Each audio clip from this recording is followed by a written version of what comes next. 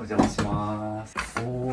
これが旦那さんとの愛の寝室。どこで寝てるんだろう。猫の尻尾でこコれ何でしょうかスプレ用の旦那のウィッグ。ぬいぐるみが好きで。これをゴミと一緒には捨てたくなくて。ばあちゃんからもらったんです。私も夫も借金を抱えてて、指輪もなくて、ゴミ箱がゴミだねって言われた部屋なんですけど。なるほど。心に余裕がなくて、でも部屋もどんどんそれに伴って汚くなったりとか。ロン君で買ったんですか、ネックレスを。そう。いくらぐらい60と30。可愛いっつって全種類色パターン違いで買って未開封で捨ててるとか、それの積み重ねで借金が今膨らんでる。もろもろ捨てまして、まっさらにですね、お守りはしよう。ポストマン見てる。リサさんはね、写真撮れば捨てるタイプ。こういうカゴがあると中身見えないんで、こっちの方が残量把握しやすい。コーキングみたいな。逆にそのせいですごい汚れが目立っちゃってる。こうやって貼るのも面倒いじゃないですか。はいだったらピッと拭いた方が絶対早いし。うんうん。物を減らすのもそうだけど、ちゃんと汚れも減らす。散らかる人が散らかったままなのって、一回期限に片付け終えないからなんですよね。散らかってるのが当たり前になってるから、この家3ヶ月間で計3回来てますけど、ぶっちゃけダントツ過去一捨てるペース遅かったです。っていうので売りに来てます。頑張れ、頑張れ。今までで一番綺麗。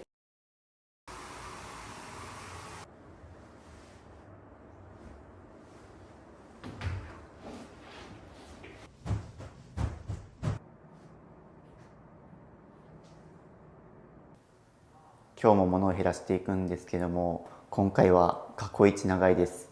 多くの方は1日、長くても2日間かけて片付けを終わらせることが多いんですけども、今回は3日かかりました。それも1ヶ月ごとに長期で3ヶ月ミニマリスト支部が視聴者さんの家に行って片付けるということで、概要欄の Google フォームからぜひミニマリスト支部を家に呼んで片付けてほしいという方はお申し込みいただきたいんですけども、今回の方はですね、はい、こんな感じで応募動機書いてくれていてですね、今回応募した理由は人生を変えたいと思ったからです。現在私も旦那もお互い借金を抱えていて、なおかつ実家にもお金を支援しないといけない状況です。片付けで何か状況が変わるかは分かりませんが、ミニマリストの皆さんが人生を好転させているのを見てとにかくやってみようと自力で物を減らしていますが、なかなかうまく進みません。なので、すでにミニマリストとして活躍されている渋さんのお力を借りて、第三者の視点で客観的に物を手放していただければと思って応募いたしました。一緒に片付け頑張りたいです。ぜひよろしくお願いします。ということで、早速行ってきます。ちなみに熊本です。お邪魔します。こんにちは。よろしくお願いします。よろしくお願いします。早速、もう会って早々申し訳ないんですけど、結構玄関が散らかってますね。はい、ということで、今日お邪魔させていただくのは、リサさんのお家です。よろしくお願いします。はじめまして。一旦ちょっと片付ける前のお部屋をルームツアーという形で、ちょっと早速もう玄関が割とちょっと物がいろいろ、足元結構靴とかもろもろ置いてあって、割と玄関足の踏み場がないみたいな状態にはなっちゃってて、はい、もうちょっと見ていいですか？はい。失礼します。こっちにもあるんですね、いろいろ。というので、今回、夫婦2人ですね、これ。そうです。夫婦2人分の量ではありますが、はい、了解です。はい。お邪魔します。はい。今、上がったところもすぐ、なんかいろいろ、はい。置いてますね。紙袋の山。残骸が。残骸。絵を描くときにマルシェとかに持ってったりするようで、マルシェから帰ってきてそのまま玄関に置いてるって感じ。なるほど、なるほど。っていうので、今回のリサさん、なんとイラストを描いてるクリエイターの方のご自宅で、水回り失礼します。はい。なんかドラム式洗濯機めっちゃいいのありますね。そうですね。ちょっと全体的にいろいろ、そうですね、この辺りとか、違う買ってますね。ここと玄関見てもらってわかると思うんですけど、なんかまず物減らすっていうよりは、ゴミを捨てたり、物を定位置に戻すみたいなところから多分始める感じになりそう。あと、ハサミが、ハサミ落ちて普通にも危ねえなと思ったんですけど、これあれですね、多分紙切る用の、すきバサミですね。そうです。安全なところに。はい。このまんまリビング、キッチンの方に失礼します。はい。めちゃくちゃ汚れてるわけでもないけど、綺麗なわけでもないみたいな。ほどほどに散らかってるな、みたいな感想と、なんかいっぱいいますね。これ、うさぎさんですか？はい、うさぎと、はい。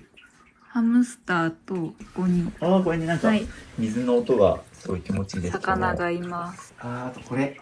はいこ。れは、これは、はい私と夫が好きなビジュアル系の方たちです。はい、なるほど。これハイドさんですか？これは、そうです。ハイドあーはいとガクトの映画がこの間、ムーンチャイルドが20周年ではい2週間限定で、映画館で見れたので、行ってきました。旦那さんと仲良くなったきっかけはビジュアル系版とか。あ、そうです。なんかね、レコードもあるから、音楽好きなんだろうなっていう。はいっていうので、リサさんはあれなんですね。音楽とペットが好きっていうので。あ、そうですね。で、自分もあそこにありますけども、はい。多分イラストレータあ、そうですね。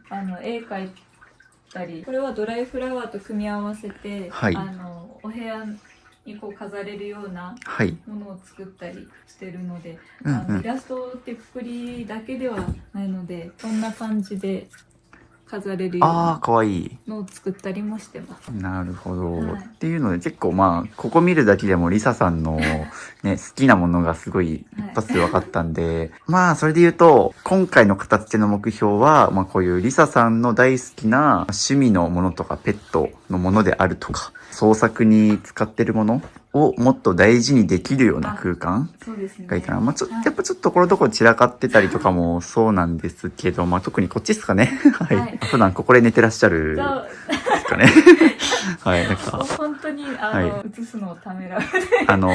今回リサさんから申し込みいただくときに、基本 NG ないんだけど、ちょっと寝室だけは迷うみたいな、っていうくらい結構映すのやばいかもしれないですみたいな言われた場所ですね。もう閉じ込めてますね。ここまでははいお客さん来たりとかうんうんするので、綺麗にはできるんですけど、はいもう全部こっちに開かずの間で閉じ込めてしまってっていう感じになってるので、ちょっと突入しますね。はい。失礼します。おー、これが、旦那さんとの愛の寝室です、ね。本当にどこで寝てるんだろうみたいなね。だってこれ、二人寝てますもんね、これ。はい、2人で寝てます。意外とベッドの幅が多分これ、セミダブルぐらい。そう、セミダブルはいで狭い。もうちょっと広いのが欲しいけど、それもあるし、シンプルにそう、散らかってるんで。そう。まずは片付けないとどうしようもないなっていうところで、まだ手が出ずって感じです。もうこれに生まれるのが気持ちいいみたいな感じですかね。旦那さんはちなみに、はい片付けお得意ではない。お姉さんたちから聞くと、旦那も部屋はすごいこと、一人暮らしの時はすごいことになってたっていうふうに聞いたので、得意ではないと思います。マキシマリストなんで。今回もいろいろ捨てないでって言われてるものがたくさんあるから。お部屋夫婦っていうそう感じです、ね。私よりは、はい今回リビングの方とか、はいもう片付けてくれたので。ここで寝てるのを想像してちょっと面白いなと思う。埋もれてますね。あとこれ、ドレスがありはいますね。。はい。これは、そう。私がちょうど籍を入れて、はい。 1年ぐらいになるんですけど、ウェディングフォトを撮って、はい。で、そういう時に、これ8000円で買ったんですけど、なんちゃってだけで写真を撮ってって感じです。結婚式もしたいけど、多分まだ先になりそうだから、一旦手放そうかなと思って、まだ売りに出せてないウェディングドレス。ちょっと私メルカリで売るの下手で全然売れたことがないので、ちょっとすぐずっと残ってるのも嫌だから。そうですね。僕ももう結構この企画で散々言ってる売る譲るは基本なしでみたいな話はしてますけど、そのあたりも含めてこれどうするかっていうのは、はい。ちょっとまた後で話しましょう。はいこういう可愛いもの好きなんですね。あ、そうですね。はい。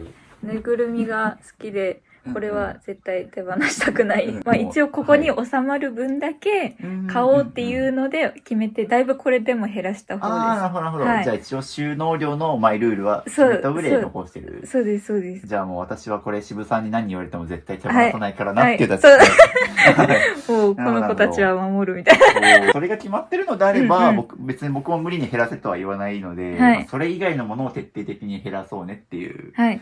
感じですね。ですね。ここがリサさんのクローゼットと聞いてるんで、はいちょっと拝見します。まず開くんかな、これ。そう。こういう風になってるんだ。で、こっちから、結構ありますね。クローゼットがこんな感じ。上のこのちょっとキャリーケースがはみ出てて結構危ないですね。まあもう早速のアドバイスなんですけど、だから自分の身長高い場所にこういうちょっと重たいものを置くのはあんまり良くないです。ね。またやっぱりリサさんも結構小柄な方なので、結構やっぱり取るのも大変そうだなと思ったし。住んでから気づいたんですけど、はい。めっちゃ高いことに後から気づいて、さっき玄関のところの棚もそうなんですけど、はい。全然届かなくて打ち方すがある。ああ、そうですよね、奥に。で言うと今回リサさんが住まれてるお家が熊本なんですよね。っていうので、まあ熊本といえばやっぱり震災があったと思うんですよ。その時は体験されてます？はい、してます。まあそれこそ僕の知り合いの熊本に住んでるミニマリストでアパートメントさんっていう畳ベッドの、和な感じのミニマルルームに住んでる方がいて、その方も物を減らし始めたきっかけが、熊本の震災で、結構グラスが割れたりとかで怖い思いをして、もう本当に足の踏み場もなくみたいな、っていうのでちょっといろいろ見直していきましょう。はい、ということでリサさんにちょっといろいろお話を聞こうと思います。なので、よろしくお願いします。自己紹介と、で、改めて何で申し込んだのかと、でこれまでの片付け遍歴、こういうものは片付けてきたとか、で逆に、今回その物を減らしてどんな生活をしたいのかっていうのをちょっと聞きたいんですけど、じゃあ自己紹介お願いします。はい、リサと申します。今は夫と2人暮らしをしてます。普段は会社員をしながら副業で絵描きをしてます。っていう感じでイラストレーターをされてるんですね。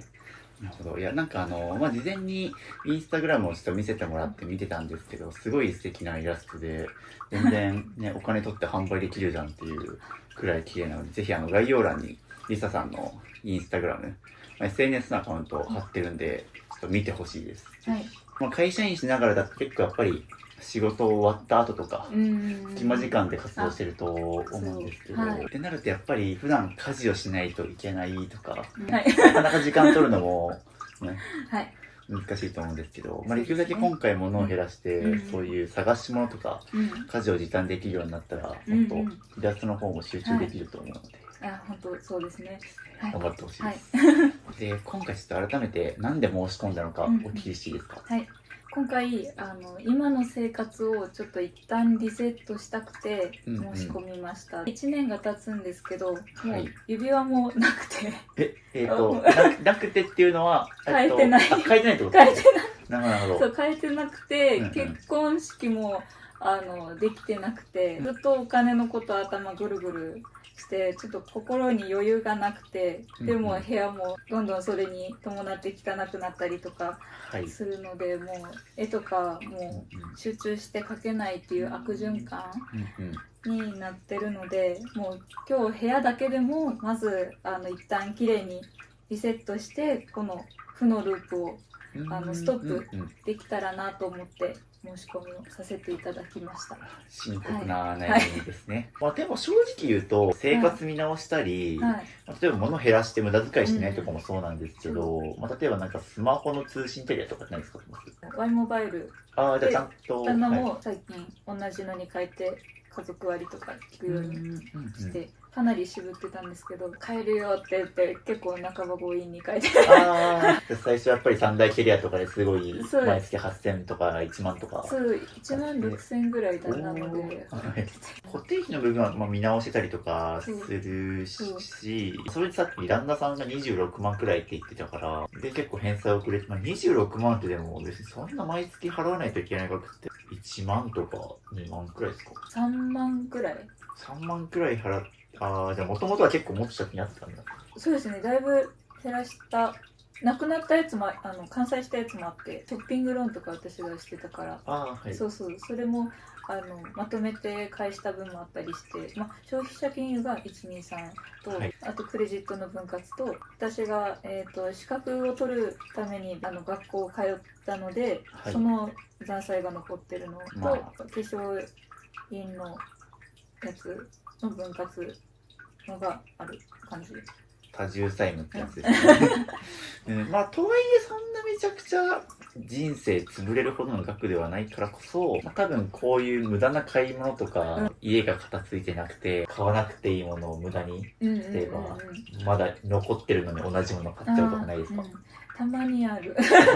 だいぶ最近はなくなっできましたけど、もうストックをしないって決めたから、もう使い終わったら買うみたいな感じにはしてますけど。で、あとさっきもう本当に負のループっていう言葉を使ってたと思うんですけど、これ実際に今貧乏人ほど物が多くて金持ちほど物少ないみたいな話をしてて、でそれは、実際ドラマの演出とかでも、あえて、貧乏人の家庭を表現するときにはドラマのセットに物とかタンスをいっぱい敷き詰めて余白をなくすと。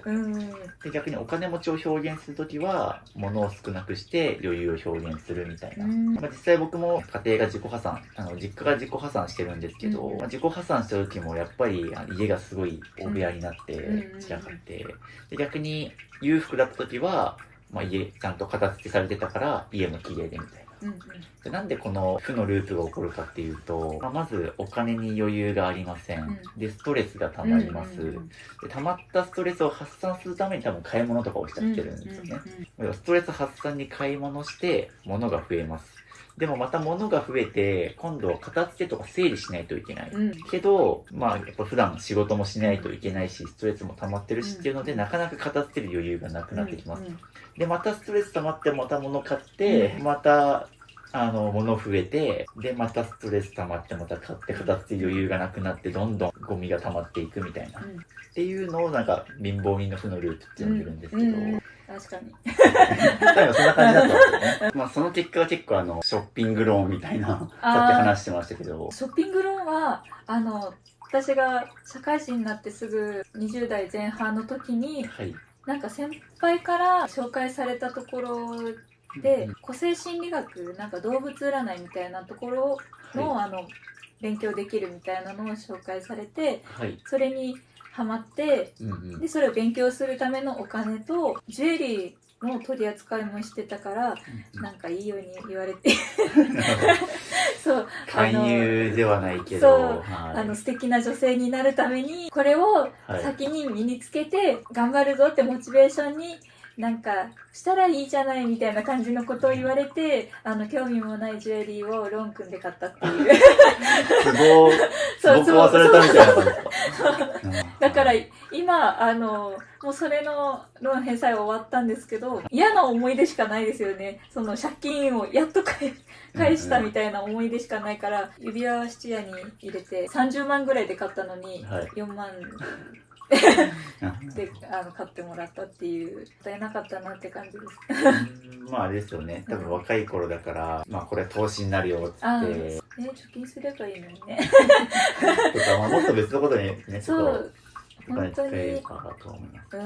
もともと片付けられない人だったのかちょっと気になるんですけど、今の住んでるところの1個前のお部屋なんですけど、もともと私が一人暮らししてて、途中から今の夫と同棲をしたところなんですけど、本当にこれを人に見せた時にゴミ箱がゴミだねって言われた部屋なんですけど、ゴミ箱がゴミ。なるほど。床が見えないですね。床が見えなくて足の踏み場ないみたいな。そう、自分では床を見つけて、踏んで歩いてるんですけど、そういうスキルを身についたんですか。そうもうここを踏んでいくみたいな。だから床が見えてるとこ以外は歩くなっていうことで来る人には言ってるんですけどこれで結構友達呼ぶんだ。呼びます。もう前付き合ってた彼氏とかも普通にこの部屋に呼んでました。服もめっちゃいろんなとこに干してあって、あれですよね、こっから干したとこからとりあえず取って切るみたいな。そうお部屋の人あるあるですね直すまでが遠いみたいな、道のりがそうやって散らかっていくんだ。結構僕いろんな人片付いてたんですけど、基本的にはみんな確かに、それこそ前片付けた方とかもすごいゴミ屋敷でとか、でもそれは例えばプライベートで大変なことがあってとか仕事が辛くなってもともと片付いてたんだけど、散らかってしまって、だからきっかけがあれば片付けられるみたいな人が多かったんですよ。なるほど。で言うとリサさんはどうですか。もう小さい時からずっとこういう状態が、もう足の踏み場がないって親に言われてたので、もうデフォルトがそれだから綺麗な状態にあんまりいないかもしれない。性格的に片付けは得意はないっていう。そうで頑張って自力で頑張ってこれ。確かに綺麗になりましたけど、とはいえやっぱちょっと散らかってますね。そうやっと一般的な人の汚いっていうレベルまで持っていけたかなっていうだってマシな部類の汚いみたいな。そうでこれでやっとダナと同棲することがまあできたんですけどなるほど。でも旦那さんも別に片付け得意ではないから。そうまあここからまたさらにちょっと綺麗にはなったんですけど、まあほぼこれこれが全盛期っていう感じですね。そうですね。まあこれもこの部屋もそうですね。まあでもそう考えるとじゃあ頑張ったんですね。偉い。でこれが最後の質問なんですけども、物減らした後にどんな生活がしたいですか？はい。やっぱり絵を描いてるので集中して絵を描ける環境を作りたいっていうのと、はい、あと心に余裕を持ちたいで、ゆくゆくはもう借金もなくしてお金で悩むことをなくしていけたらなと思ってます。リサさんははい。料理作ったりするんですか？この間グラタンを本当に久しぶりに作りました。あ、久しぶりにってことはじゃああんましないタイプ？しない。もう私はなんかはい栄養素が取れてればそれでいいみたいな感じなので、はい。あんまりうん。ご飯っていうか食事に重きを置いてない。じゃあ家事の分担で言うと洗濯物リサさんがやってて、旦那さんがご飯作ってるっていうあ、そうですそうこです。とを考えると、じゃあここは結構旦那さんが使うものが多いって感じか。そう今回もはい触るなと言われてそうなんですね。今回ちょっとなので、旦那さんがいらっしゃるんで、ちょっといない間に撮影してるので、一旦旦那さんゾーンとかは触れずに、はい今回は一旦リサさんの私物を中心にそうですね。片付けつつですね。っていうので、まあちょっと旦那さんのものに対してもまあ不満がありそうなのを感じたんですけど、はいまあこれよくある話で本当に同性とか相手のものが気になって本当に多くて、でまあ僕はどう向き合ってるかっていうと、まあ一旦相手のものはもう完全ノータッチで、まあ勝手に減らしてはしない。まあ本当にその自分ができるだけミニマルに綺麗に生活したいからって言って相手がいないうちに勝手に減らしたりすると本当に地雷なんですよね。トラブルの種になってしまうので、まあ今回は一旦リサさんのものを片付けると、である程度やっぱりその片付けるとやっぱり旦那さんも影響されたりで今後、まあ、片付けてくれる可能性も出てくるので、なので一旦それを待つっていう感じですね。僕 YouTube でもこれ何十回と言ってる言葉があって、その馬を水辺に連れて行くことはできても馬に水を飲ませることはできないって、これ意味わかりますか？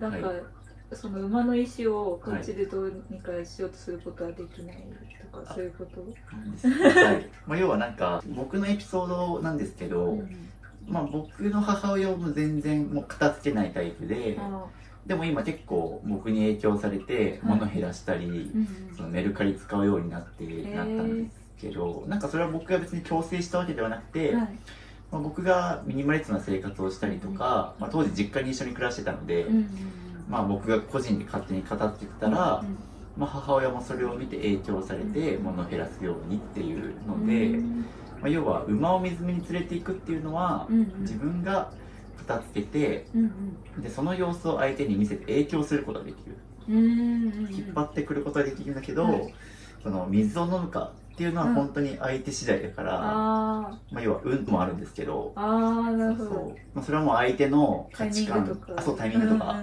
今仕事が忙しくて片付けたいと思ってよってできないとか、まあ、そもそもやっぱりどんだけパートナーが言っても、まあ、自分はもう片付けたくないからっていう固い意志を持ってたらそれを変えるのはなかなか難しいし、まあ、そこを強制すると本当にお互いストレスになっちゃうので、まあ、基本的にはなので、まあ、干渉せず自分がやってみて、そうですね、相手が影響されたらいいよねっていう、まあこれなかなか実践できないと思うんですよ。僕もだから実家にいた時ってミニマリスト始めた時にやっぱり妹とかもいたんで、妹母親のものが気になって、うわでもなかなか片付けてくれねえしなっていうのでどうしたかっていうと、もう実家を抜けるっていう相手を変えるのは無理だから、もう自分が一人暮らしすれば別に自分の城を勝手にできるようになって、まあみんながみんななかなかこれはできないと思うんですけど、まあ極論はやっぱ変えられるのは自分だけなので、今回は一旦ちょっとミスさんのものに絞って片付けていく。まただけど旦那さん僕が来るのは知ってるんですよね。言ってます。こいつが来るのかってこいつが来るのかって動画を見せて、この人が来るよっていうのを事前に来るよって言ってたことはなんかあれですか、もう呼んでいいみたいな聞いたわけじゃない。応募したのも本当ダメ元で応募してみたら当たっちゃってみたいなだから言わずに応募して、で事後報告みたいな。ああ、なるほどね。来ることになってしまいまして、みたいなるほど。な。よろしいでしょうかみたいな。聞いたら、まあじゃあ俺のもの触れないんだったらみたいな。そうそうそうそう。旦那さんもこれ見てると思うんですけど、快適な家にしますんで。頑張ります。はい、ということで、早速、片付け、物を減らしていくんですけども、ゴミ袋を持たせてですね。はい。で、まあ、やっていきたいのはやっぱり、ここですね。リビングは見てもらっての通り、一応生活はできるくらいに片付いてるので、一旦、こっち、重症の方からやっていくんですが、今回なので、一回寝室を直に片付けるってよりは、まず、隣にクローゼットがあるので、服から減らしていきます。ここを減らせば、例えば、この後、寝室片付けるときに、こっちに物を移動させたりとか、整理もできると思ったので、あるし、やっぱりちょっとシンプルに服が多いなと思ったので、そうなんですよ。だからどこから片付けるか迷う人多いと思うんですけど、僕は、まず明らかなゴミを捨てるっていうことを言いつつ、それは当然じゃないですか。その上で、服ですね。服から減らそうっていうのは言っていて、やっぱ服ってみんなね、買わなくていいのに買っちゃってるんですよ。シーズンになったら買っちゃうじゃないですか。もう必要十分に足りてるはずなのに買っちゃうっていうので、やっぱみんな服がね、パンパンになりがちだし、結構毎日身につけてるものなので、結構片付けた瞬間からすぐ効果を実感しやすくて、生活の変化を感じれて、モチベーションも続くっていうので、今回リサさんの片付けられない性格をね、直したいっていうのもあるので、ちょっといろいろ叩き込みたいと思うんですが、まず服からと。でもなんかあれですね、見た感じ、例えば、このハンガーとかって、マワハンガーじゃないですか。これはニトリなんです。ニトリか、はい。こっちマワハンガー買って、こっち似たようなのがあったから、これに途中から変えたって感じです。なるほど。いいですね。なんか熊本っぽい訛りが今出ましたね。同じ九州なんで、ちょっと方言いいなと思って。ハンガーとかはなんかいいのあるんでね。っていうので。こう揃えたいなと思って。ここが、はい。一応旦那さんのものもあるのか。じゃあここってことか。じゃあ意外と減らした形跡はあるな。まずちょっと、そうですね。それで言うと、床ですね。ちょっと床がすごいとっちらかってるんで、さっき話したんですけど、ゴミですね、ちょっと。ゴミ捨てましょうか。はい。それはいかがですか？これはなんか、もともと旦那が釣りで使ってたやつを、私が制作するときに床に飛び散らないように絵の具とか、なるほど。そうで私にくれたんですけど、最近あそこに机を置いてから使ってないです。じゃあ使ってないのであれば、じゃあ前床で描いてたから床で描いてすごいですね。っていう感じで、ちょっと明らかなゴミもう使ってないものはポンポン捨てちゃいましょうか。お部屋時代のビフォーアフターを見せてもらいましたけど、あれくらいまでは減らしたいですね。もう使わないですよね。例えばさっき玄関にもあったと思うんですけど。そうですね。お客さんにも渡せないからね。で言うと結構紙袋取っときがちですよね、多分。なんか僕からすると結構、まず明らかなゴミから捨てようっていうので、この紙袋っても床に散らばってるようなもんだから、大して大事じゃないかなとか思ったけど、結構今でも若干抵抗あったじゃないですか。もともとプレゼントだったり、お客さんにこう渡す用の袋が、あれから飛び出て、ここにたどり着いて、だからもう多分ね、人に渡してもって感じだからしてます。とりあえず100均なんで。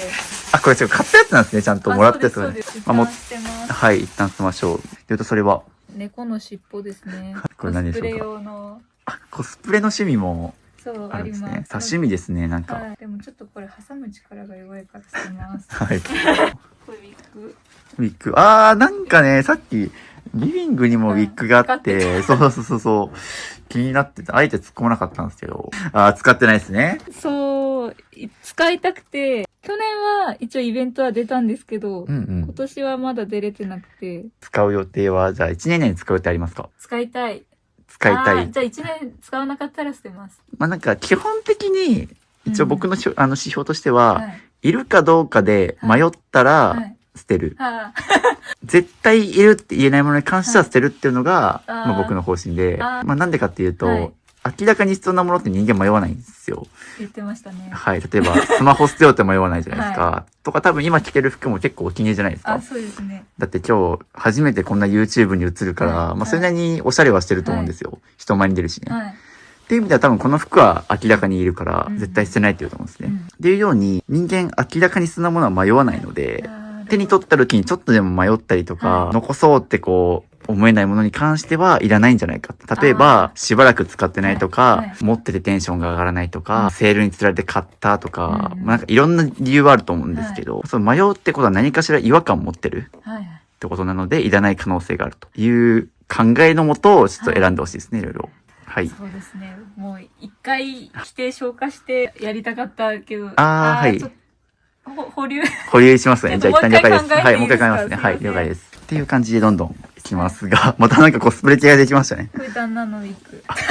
旦那さんもやるんですか？ね、もともとはやらないんですけど、一緒にやるようになりました。なのでこ、れ冠婚葬祭あこれ開けばとりあえず葬式も結婚式も大丈夫みたいなうんうん。バッグ。こうやってる。まあこれはいる、使ってる。そうですね。けど意外とそういう大事なものも含めてなんかゴミかのように、そうその床に置いちゃってるっていうのが、ちょっとなんかね、私が高校生の時に作ったはい。ネクタイ。おお、高校生の時ってことは、もう15年前とかっすよね。ビジュアル系が好きすぎて、でもはいこういうブランド高いし、うんうん買い物に行けないから雑誌を見て、はい100均の材料で作ったっていう。おー、すごいでも。なんか思い入れのあるやつだけど、世間のブームは過ぎ去り、つける、場所もなくみたいな感じにはい。なってます。すごい急に喋り始めたなと思って、もう熱が乗ってましたよ、今。はい。はい。で言うともう大丈夫。はい。すごい。でも意外といけましたね。なんか、残すのかなと思ったら。これなんかおまけについてた、うん水の中でもいじれる。スマホの防水ケースだけど、今スマホ防水じゃないですか？今 iPhone ね、スマホ何使ってます？ iPhone 12 mini で言うと、それ防水なので、多分それ買ったの相当前とかじゃないですか？しかもこれ私が欲しくて、あれじゃなくておまけでついたやつだけ、はい。いらん。なんですね。おまけで。はい。まあ、こういうおまけ物もちょっと残しがちなんで、使わないと思ったらもうすぐ捨てないと、って感じですね。キャリーケースがいるかどうかっていうところがまず一つ。今のはい。自分の生活にはいらない。そうですね。まあ、ちょっとこれ使ってテンション上がんない感じもありますよね。そうですね。なんかこの白いのが気に入ってたのに、一回使っただけでだいぶ汚れて帰ってきた。ね、航空の荷物のところで、すでに汚れてる。なのでちょっとこれも一旦手放す候補で。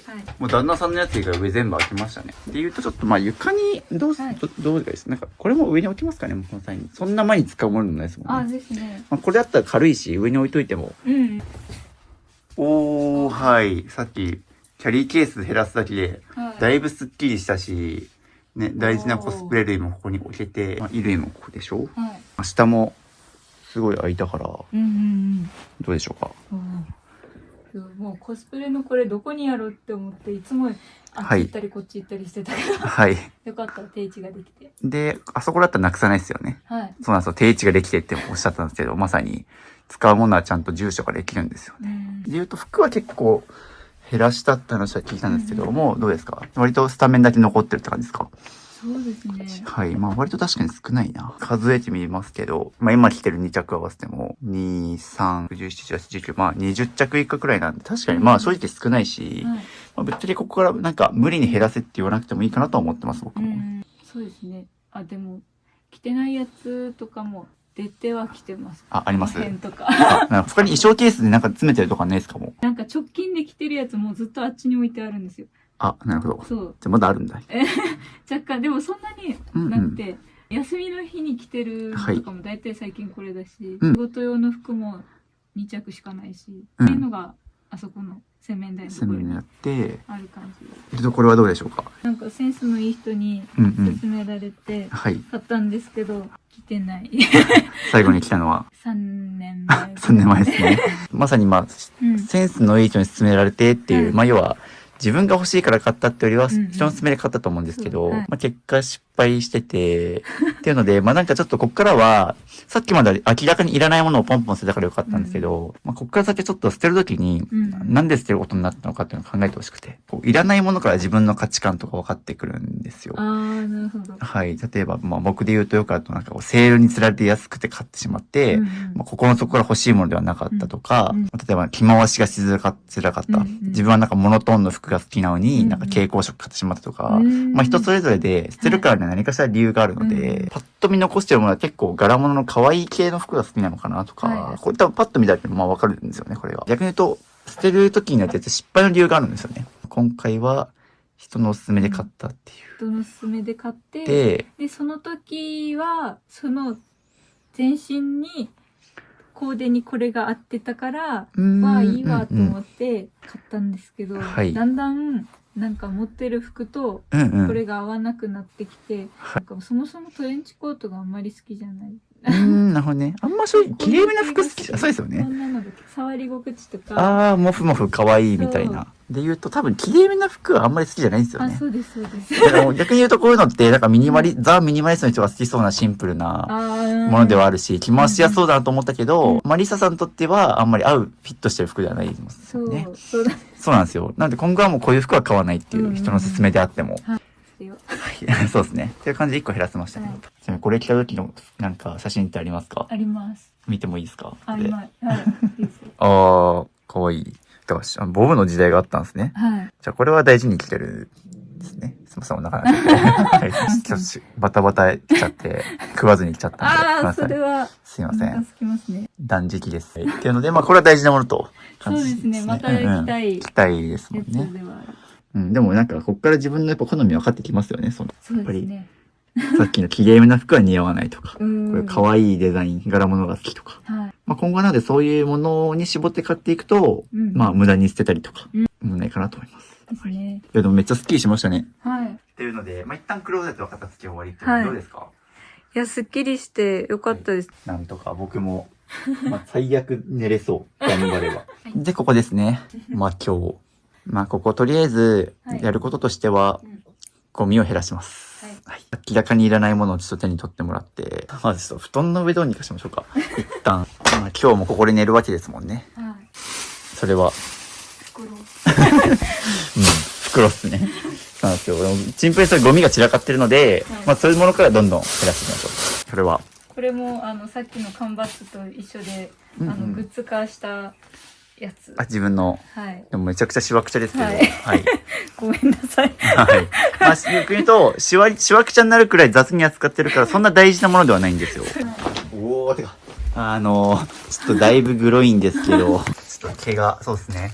この辺りとかもまあもうしばらく掃除できてなかったと思うんで。はい。DS 懐かしい。DS ライトってだって僕、小中学生の時ですよ、それ。自分と旦那さんどっちが物多いと思うんですと思っている。けどちょっと怪しいですね。これは。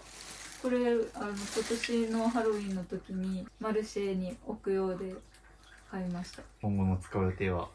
使おうかな。まあ年一使うんであれば、まあで言うと、このマルシェ系のとこはここに書きましょうか。うん仕事柄、マルシェとか、うんイラスト系で展示するときに使うとか。うんで、1年以内にちゃんと使うんだったらよくて、うんただ、やっぱなんか床に散らばってたり、うんあっちにあったりとか、そのクローゼットですね。うん。はい。クローゼットあったりするのは良くないから、うん物減らした後にちゃんと、この作業スペースはい。に全部固めましょう。うん散らかってる状態が良くないんで。はい。っていう感じで、これはこれは、まあまあ使って絶対使いたいですか？迷ってますね、今。気持ちいいんですよ。まあ肌触りがいいからね。でもうん他にありません？例えばさっきのとしては、これとかでもいいじゃないですか。こはいっち。の方が気持ちよくないですか？はい。絶対こっちの方が綺麗だし、ふかふかしてるなと思ったんですけど。ちょっと別の袋に入れて捨ててもいいですか？ああ、いいんですけど、これも儀式必要なんです。はい。ああ、了解です。じゃあ、まあ儀式やりましょうか。なんかはいこれをゴミと一緒には捨てたくなくて、服とかもね、そのまま捨てるのは抵抗があって。ああ、なるほど。それって、なんかこれに対して感情があったりしますそういう。あ、ちょっとあります。ああ、そうなんですね。せめてなんかこう。うんうん。じゃあ、大丈夫ですか？はい、大丈夫です。これは使います。最後に使ったのは。いつだろう。でも今、いっぱいあってもらい物のハンドクリームが、それを消費してるところなので、はい使う。もう入ってないんですよ、これ。そうなの。使い切ってませんこれ。あ、使い切ってるんだ。あ、じゃあいいですって。そうなんですよ、今。使い切ってるんですよ、これ。触ってみなさい。本当だ、すすほらゆ。そうなんですよ。ちゃんと使い切って出しましょう。あ、わはい。かりました。あ、出てきた。出てきた。三脚。ああ、自撮り棒。コスプレ好きだから撮るでしょ。なんか3コインズで買ったやつがどうたらってそう、言うもんね。そう、探してたんですね。探してた。あ、また買い直そうかなって思ったけど、うんちょっと多分絶対出てくるから。ああ、よかったですそう、ね。よかはい。った。うわ、夏ちびロボ。これ買ったわ、多分。ちびロボのゲーム。これ買い戻したやつ。からですけど。多分そこら辺に本体がその辺にで、あってまあ、今だに DS 遊んでるんですね。はいはいオンラインでつながりたくないゲームあれ、うん昔のレトロゲームが好き。そう一人でやりたいあなるほどね。レトロゲーマーなんですね。そうでなんか売る時いるかなって思ってけどもう多分 DS ライト売れないと思うんですよ。まあこれもそうですけど。こっちは捨てて大丈夫そうです大丈夫はいはい捨てた方がいいかまあと思ってるんだったらと思う。なはいはい。じゃそうですねでちょっと僕やってると良くないんで、もう己の手で、あはいはいそうなんですよ。ちゃんそうですねと捨てる痛みをちょっとはい味わってもらいながらやらないとまた増えてくるんで。これは私が所属してたはい。合唱団の記念演奏会言いますか。もう見ないと思う記念に撮ってたけど、この写真は私が撮って歌うまいんですか。うまいそれ自分でうまいとか言えないじゃないですか好きだったんです好きね。ですねもう10年ぐらいやってたんで残酷な天天使使のの手手でで歌います。ちょっ歌いますとお願いしていいですか。なんで嫌ですめっちゃぶりや。はいこれは、はい写真撮るとか何でもいいです。一旦写真撮っとこうかな、はい。なんか前振りがひどいみたいなコメントで叩かれそう。あとこれね。そうどうもりはちょいちょいやってて今も。多分今どうもりがカセット刺さってると思うんですなるほど。僕も動物の森できたり、これが一番完成度高いと思います。今の自由度が高すぎて話を聞く限りはい。ちょっとあと人と交流したくない言いたいことはわかります。僕やってますけど。ここにちぐれもありません。中島にこれ7のやですよね。つお母さんからもらったやついりますこれも絶対残してください。CD とかは現物で残しておきたい派なんでじゃあそれはデコのところでいきます。はいこれはまさにそのなんかお母さんからマジでもらって大事なものなわけじゃないですか。床中に散らばってたりとかするともったいないんで、そうですね。そういうここにちゃんと大事にしちゃいたいですね。はいちなみにですね、結構もう4時間ぐらい経ってて、あーまだ終わったのクローゼットだけなんで、だいぶ長期戦ですね。っていうので、ちょっとね、今回1日で終わらないんで、はいまた後日来ますけど、はいそちらは。プリチョうわ、夏。今までのプリクラをはい。なんか捨てるに捨てれず、はいとりあえず1枚ずつこのはいノートに貼り付けてるっていう、なるほど。思い出のものですね。はい返してないからねまあもう本人がそう言うなら。ですね、捨てようそうこれは多分 DS ライトのはい充電器な気がします、気がしますとかそうですね。遊んでるんですよね。そうですこれは機能が被ってるものは、1個減らせますね。どっちからいいんじゃないですか。これは DS ライトとこれはなんか別のやつ、何かわかんないない。やつ、何かわかんないものは、てかまあこれ最悪変えるんで、何用の充電かわかんないけど、それは、ケーブル類がいっぱい出てきましたね。基本的に用途が思い出せないものっていうのはパッと見て、いらない可能性は高いです。で、結果その奥に行っちゃってるんで、いらないですね。ねはい。これは、これは編み物をする時のはい。やつで使うんですね、これは絶対。てか編み物やってるんですか、今そもそも。編み物気が向いた時にはい。やってるずっとやってるわけじゃないですで言うと、まあ今やるべきこといっぱいあると思うんですよ。イラストを描くのもそうだし、まあこれを機にもうしちゃっていいんじゃないかと。人生もう時間限られてるじゃないですか、僕たち。もう僕たちももう30になって、体力的にもそうだし、そうですね、まあ現状今いろいろはい借金返さないといけないとか、はいまあそもそもイラストっていう自分が向向き合ってるものもあるわけで、まはいあ裁縫してる暇はないんじゃないかなっていうのは僕は思ったんですけど。確かにこれも全部100均で買ったやつまたそうなんですね。買い直せる最悪買い直せるしそう、これはどうでしょうか。去年アームウォーマーを作ってでその出来に入らなかったからうん作り直そうと思って去年ここまでやってで、今年もう冬になってしまって間に合ってない。間に合ってないじゃあどうですか、それはもう。これは捨てますなんかね、ボソッと言ってたんですけど、なんか私やってること多いなみたいな。まあなんかコスプレとかイラストレーターとか、なんか他に趣味あります？創作系ハンドメイドとかも好きだからあー編み物もやりたいし、うんうん裁縫もしたいし、うん。そこに刺繍の糸がはみ出てるんですけど、はい刺繍もやりたいしみたいな、はい。前プラバンとかも作ったりしてました。やりたいことに今集中した方がいいと思うんで、まあ多分インスタグラムとかでもうんうん継続的に発信したらイラストの方ですもんね。そうですそうです。で言うとやっぱそっちに時間割いた方がいいんじゃないかなっていうのは、傍から見てて思いますけど。なのでイラストに使う以外のものはもう極力減らしましょう。はい。箱が1個開きましたね。はい。でもこれもいらないんじゃないですか。いらないですはいまあそもそもめちゃくちゃもう、で多分結構いろんなミニマリストさん見てると思うので、はい収納があるとどうなるかわかりますよね。これに入れたくなる。あ、そうです。はいまさに。はい、ものが増えます。そうなんですよ。はい諸悪の根源、はいこれがあることで余白を埋めたからということで、収納を減らしましょう。はい。ということで、ちょっと1日目は一旦こんな感じで終わりで、はい。まあ5袋分ぐらい出ましたね。そうですね。まだクローゼットとかあと寝室の一部しか片付けてないのにこれだけ。そうなんですよ。はいまあ4時間ぐらいやって、うんこんな感じで。まあ、ちょっと今日はまた夜遅いのと、もう旦那さん帰ってきたりいろいろあると思うので、はいまたちょっと次回はい2日目はいやりましょうか。はい。どうですか、でも捨ててみて、あと1日目。そうですね。なんかまだ使えるからとか、あと今回未使用のやつを結構捨てたので、うんうんうん。今後の買い物の仕方とかを見直さないといけないなと思いました。まあ特に100均ですね。そう、100均100均で買いがちなので。安いからね。そう。安いからって買って雑に。そうそうなんですよ。やっぱね、支払った金額ってうん覚悟の表れだと思うんですよ。あこれが1個1万円するものだったら、はいそもそも慎重に買うだろうし、うんうんうん買ったとしてもそれで大事なものだから使うじゃないですか。はいでも安いからっつって買うし、うんうんでかといってその大事にしないし、はいっていうので、はいまあ一旦1日目はちょっとお疲れ様でした。はい、ありがとうございました。一旦ちょっと宿題として、はいまあ次回来るときにまでちょっと1週間くらいまた空きがありますので、まあちょっと片捨てられるところはね、もうガンガンいっちゃって大丈夫です。まあなので一旦この辺りからいらないゴミ、はい、まあ多分いろいろ僕も教えたと思うので、あ、そうですね。判断基準とかを。はい。はい。多分いける気がします。ははいい。なのでガンガンこの辺りはもういらないものを減らしてもらって、はい。またちょっと次回来るとき前にやっちゃって大丈夫です。で、あとここですね。まあ今日1日4時間ぐらいやってここが一番形しましたかね。まあ結構これでだいぶ勢いづいてきたんじゃないかなと僕は思ってるんで。はい。まあ特にね、毎日服って着るものじゃないですか。うん絶対こう通ると思うんで、はい最初に迷った時にクローゼットから減らすのをお勧めしてる理由は、はいまあ今日減らしたもうこの瞬間から毎日ここに来て、うんうん。まあすっきりした状態ではい。毎日身支度できるので、だいぶ毎朝の服選びがはい。快適になるのではないかと思います。またちょっとこの辺りも感想を聞かせてください。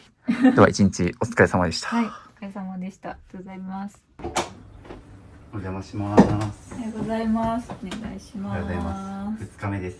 2人とも真っ黒で急にミニマリスト感出ましたね。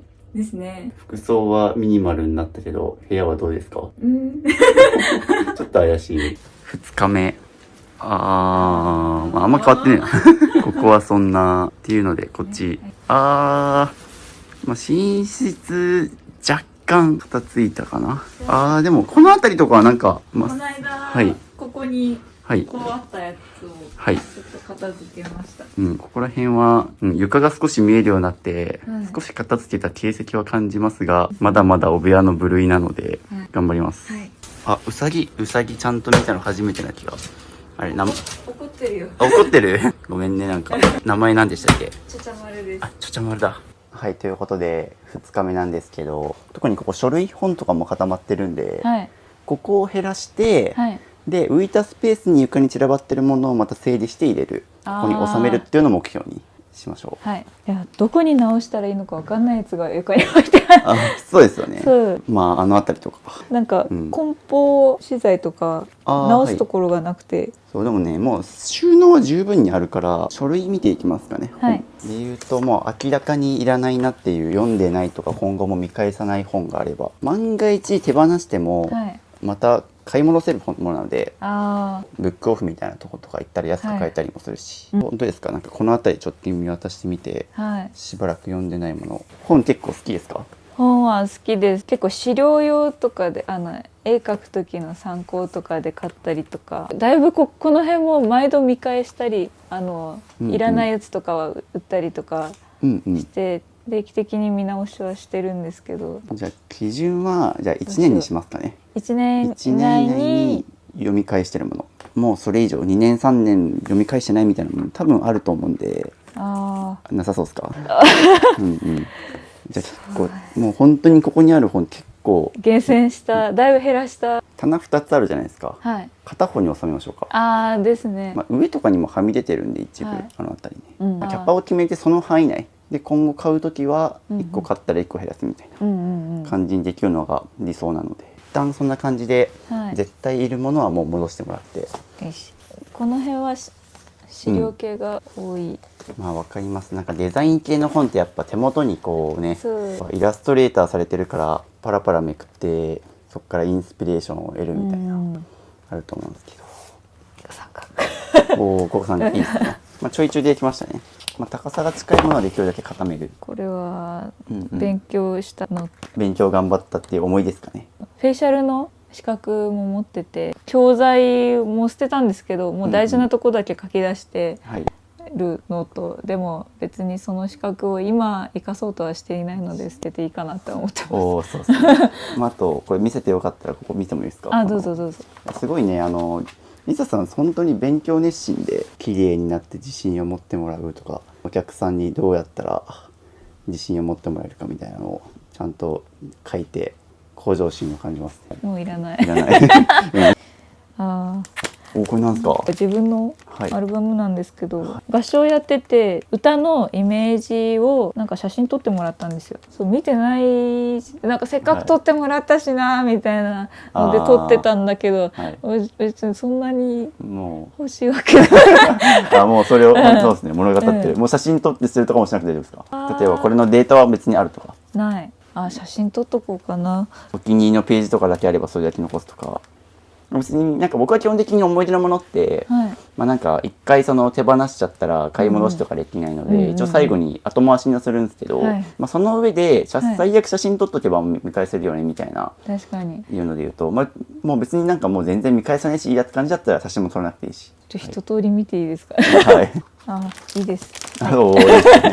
うんうん、ちなみにそこに捨てたのはブライダルのはい、ウェディングプランナーの資格っていうか、まあ一応勉強してお金払ってたからまだ、はい、ローンが残ってたから、なんかもったいないなと思って取ってたけど、まあ勉強すること今後なんか生かすこともないしなと思って手放してみたんですけど、結構資格好きですもんね多分、まあなんか若干資格マニアなところあるなと思ってて、なんかその時はそれになろうと思って、本気でなろうと思ってやってたけど、なんかなる直前で熱量が冷めるっていうのが多々ある。結局仕事にはしてないみたいな感じですもんね。そうしてない。今に集中できるようにした方がいいなとは思うので自覚があるんですね。はい、あります。なるほど。まあそういう意味でもやっぱこういうの残しておくとなんかそのあたり未練が残っちゃうんで、なんかいつか役に立つだろう、てか役に立たせないともったいないなっていう気持ちがあって、金払ってたしなみたいな。そうそう。まあ物もそうだし資格っていうもの、スキルに対してもそう思っちゃいますよね。もう今はまさになんだかんだいろいろやってきた中でイラストが一番続いてるんだろうなっていうのは、部屋見てても分かりますし、そういったものを残しましょうかね。はい、また本は最後まで読み終わらなかったやつとかも僕手放していいと思ってます。みんな結構本を読んでて、なんか途中でつまらなくなってとか、すでに知ってる情報が多くてっていうので、途中で読むのやめて、でもまたなんか暇の時に読もうみたいな、でも結局そこから数ヶ月経っても読まないで積んどくになってみたいなパターン結構あるので、買って面白い本って意外とすぐ読んじゃうんですよ。って意味でもなんか読み終わってないってことは意外と自分の中ではつまらなかったっていう証拠でもあったりするんで、それなんか最後まで読み終わらなかった本とかも手放し対象にしていいですね。なんか結構つまみ食いみたいな読み方してて、なんかその時気に入ったページだけバラバラバラ見てでも、ね、つまみ食いでもいいと思ってます僕。本って最初からね1ページ目から最後まで全部自分にとって役立つ情報かって言われるとそうじゃないし、逆に本ってなんかワンフレーズ2フレーズでもなんか一言、この考え方いいなとか参考になったなみたいなのがあれば、僕全然元取れてると思うんですよ。読んだ本のもう 1,2% でも役立ったと思ったら、僕結構その本はいい本だと思いますね。まあそれちゃんともうそこつまめたんだったら、もうこの本の役目終わってると思うし、確かに結構捨てる時に全部捨てるんじゃなくて、一部だけ残して他捨てるみたいなのをお勧めしてて、前なんか思い出のものでその野球グローブが捨てられないっていう方がいて、ただいらないんだよなっていうのはなんかあるけど、練習頑張った時の土の匂いとかはなんかたまに思い返したくなるみたいなことを言ってて、どうしたかっていうと、もう野球グローブの皮を一部だけ切り取ってそれだけ残すっていう。確かにそうするとだいぶちっちゃくなるし、当時の思い出はなんか香り含めて残せるからそれでいいってなった。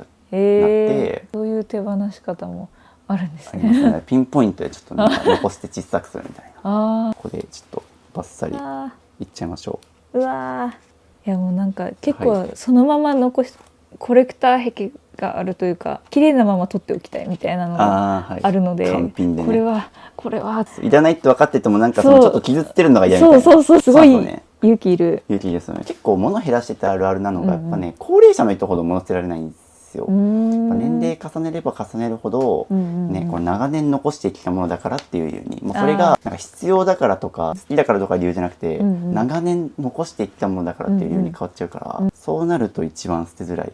よくサンクコスト理論とか言ったりすると思うんですけど、ホストの人とかにめちゃくちゃお金使ったから、もうお金かけちゃったから、なんか大して好きじゃないけど好きに感じてしまうとか、で物も同じで、長年残せば残すほどどんどん捨てられなくなるんですよ。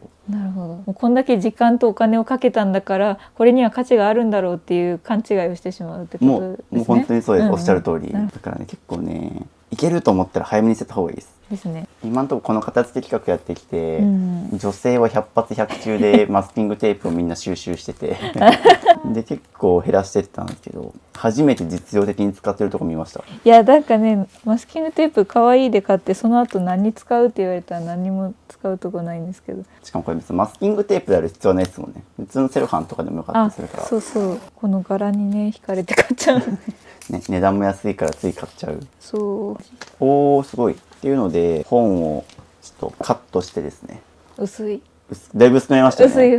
ね、4分の1くらいになってるから、まあ、こんな感じじゃこっちはいらない。はい。感じでこれも、はい、資料系はそれで減らせる気がします。ですね。悩むな。その点で言うと今悩むなって言ったじゃないですか、ポロッと。悩むような本は悩む程度の本なんですよ。ああ、なるほどね。この辺りとかはさっきもう割と数ある本の中でパッとすぐこれは残したいって残したじゃないですか。こういう本残すべきなんですよ。逆に言うと悩むなくらいの熱量だったらいらないんじゃないかと僕は思いますね。読んだけど最近読んでない。私気配りができないから座学よりも、とにかく実践に移して、それこそ仕事頑張ったりとか、お金の無駄遣い減らしたりとかしない限り、まあ一緒とは借金があるじゃないですか。っていう意味でも積み重ねでどんどん残しちゃって今この状況になってるんで、できるだけもう絶対いるって言えないものに関しては手放さないといけないし、リサさん見てて思うのは勉強熱心だと思うんですけど、頭でっかちになっちゃってるところあると思いますね。なるほど。なんか物もそうなんですけど、情報に関してもいつか役に立つかもっていうので、本読んでるんですよ。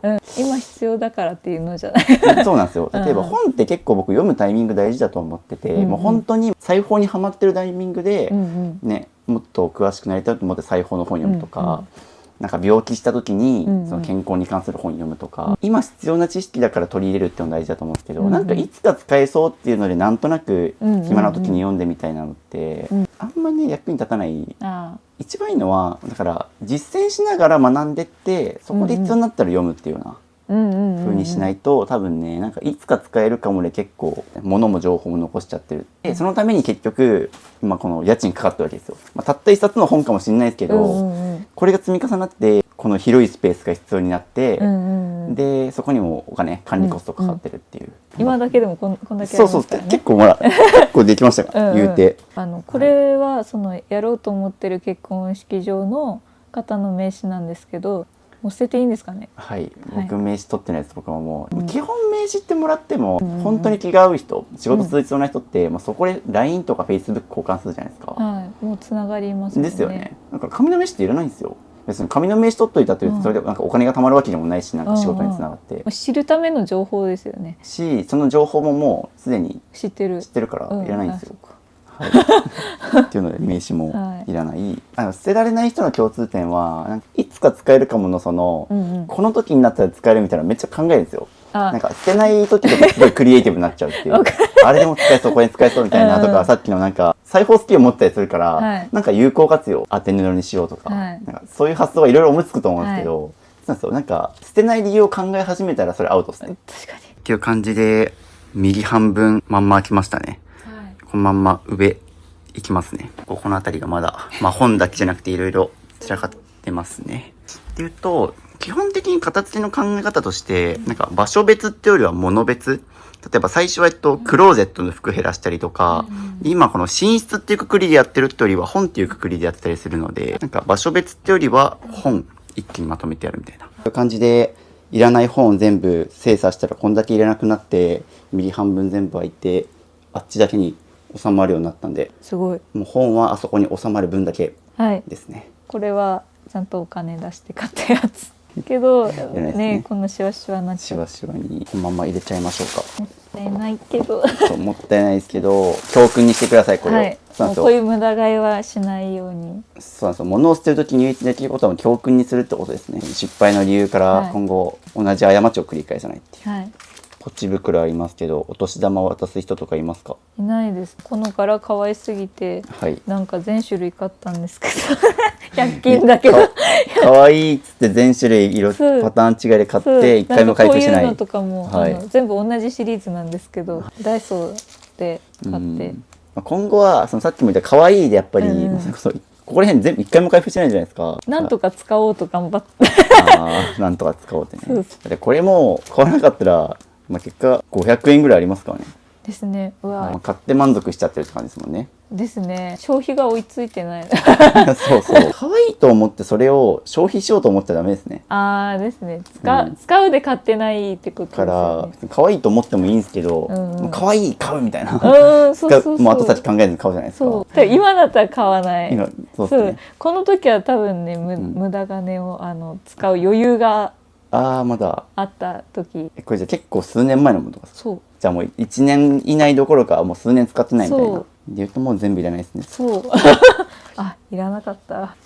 見てこれ。そう、保育園の時にもらった、今も付き合いのある、はい。友達からの手紙。ああなるほどこれは取っときたい。そう、取っておきたい。でもだいぶ直近まではい初恋の人からのラブレター取ってました。はいでももう実家帰った時になかったから、多分いつの間にか捨ててたんだと思うけど。別に連絡取ってるとかじゃないですもんね。連絡取ってるとかじゃないです。なんか思い出で取ってた。僕よく言ってるのがあんま中身が見えない収納は残さない方がいいと思ってる極力物が多い時は。